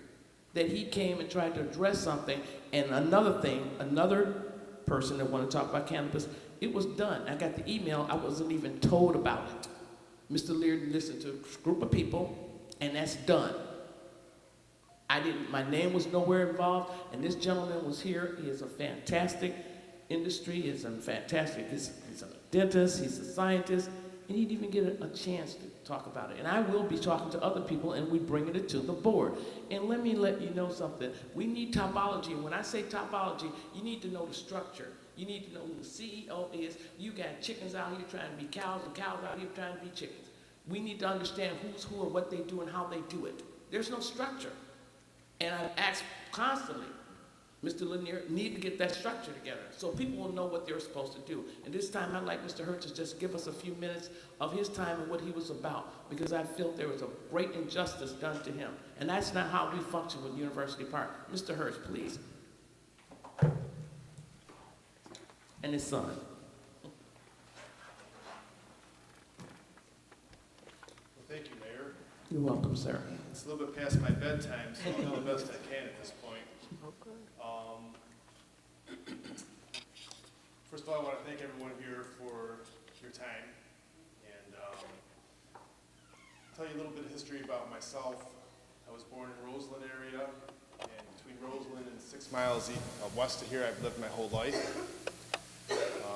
I was here before 57 was built, and I feel as though I am a big part of this community. I've spent my youth in the forest preserves around here, and I've raised my children around here.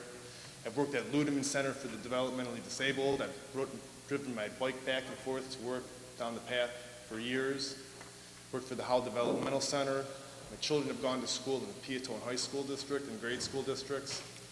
And you know, this community is set ideally to help out for a lot of issues monetarily. The medical cannabis bill that has been passed is extremely regulated with security and the rules top to bottom. And we have developed an elite team over the last 2 years to bring a fantastic opportunity to this community, to what I consider my community, even though I don't live in the here. Should get my notes here, but JCAR has come out with the rules last week. I know all the rules inside and out. I can answer any questions that you have about it. The applications for the cultivation centers can be out tomorrow. Once they come out, we have 14 days to get our applications in. So it's a done deal already as far as, we don't have any time for any meetings or what we can do for the community or not. So I did push my issue because I have been trying to get into this meeting for the last 2 months. So now I'm here right now, and I've talked to the mayor individually already with this last week, and I gave her all of my kudos that I would like to help the community develop a fantastic relationship. I've been talking, and I have the provost from Governor State University helping me develop scientific studies for this industry. The projections for this industry are following good data from out west, the country, throughout the country where it is legal already.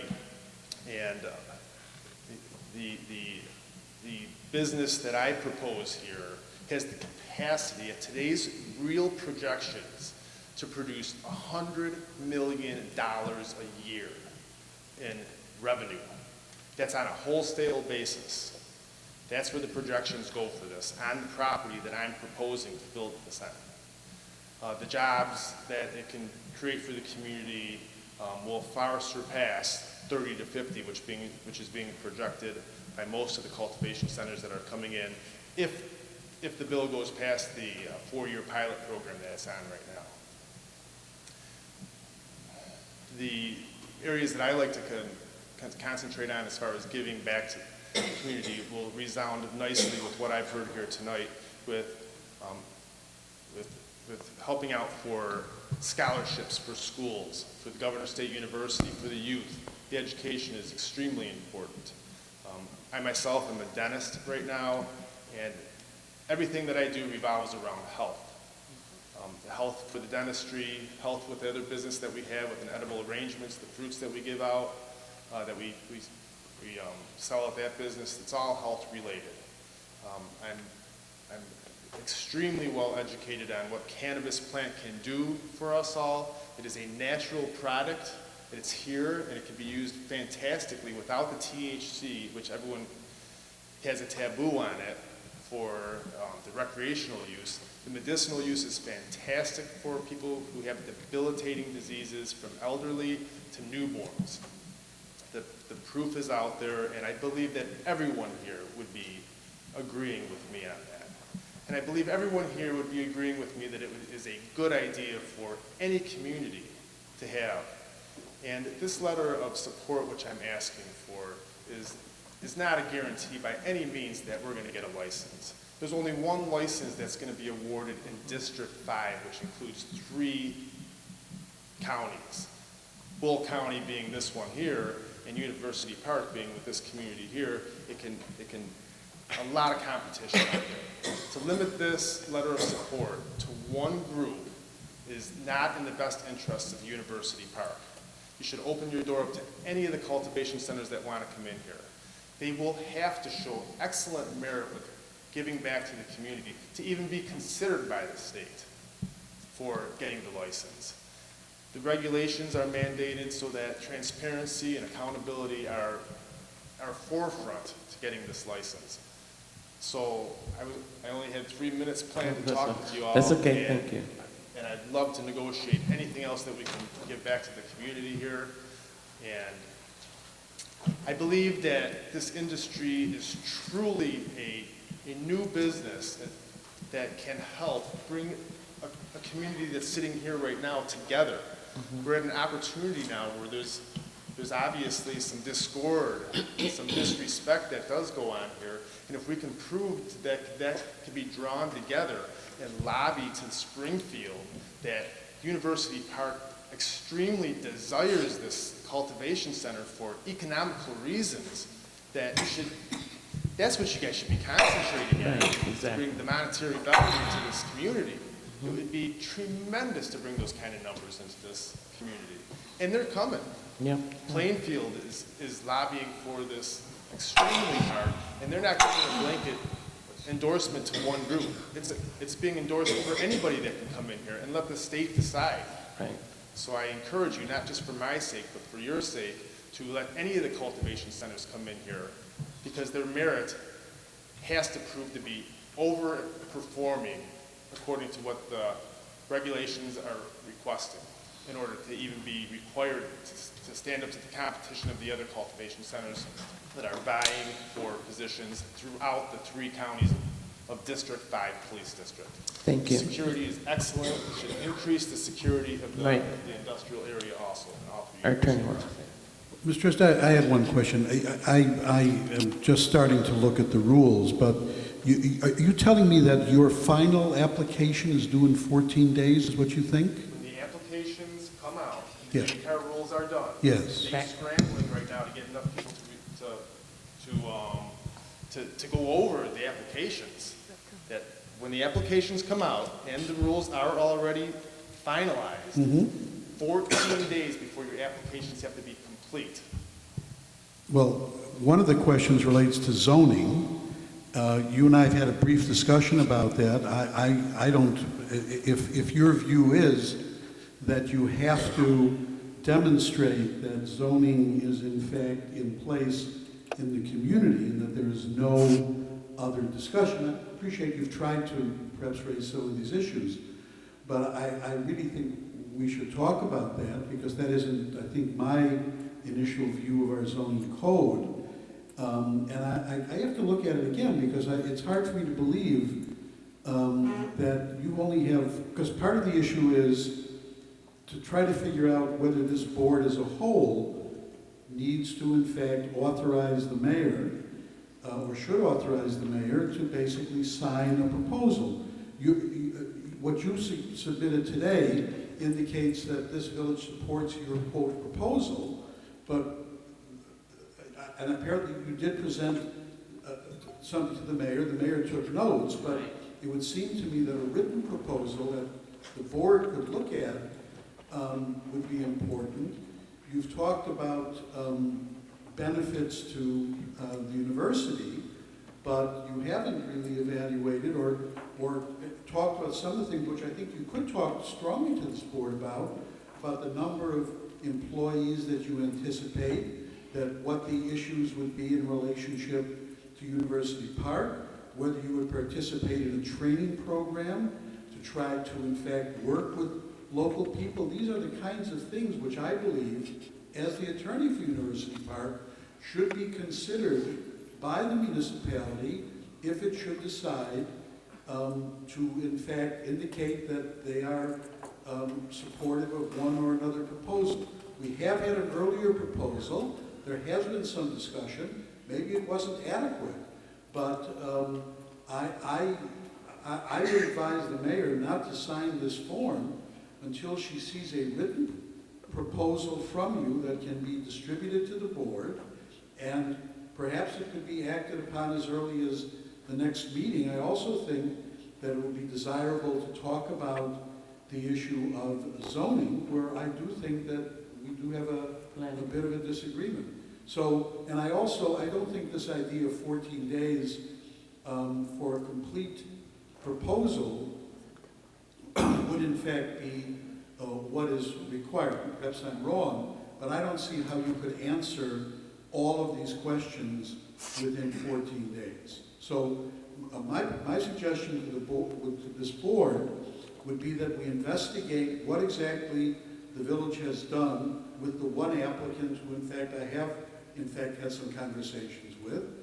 And secondly, require a true written proposal that does indicate to the board members whether they wish to support one or more applicants. We don't know for the moment where you propose exactly to do this. Perhaps, again, that's in your material, but I would suggest, and if it has to be done more quickly, perhaps there could be a special board meeting.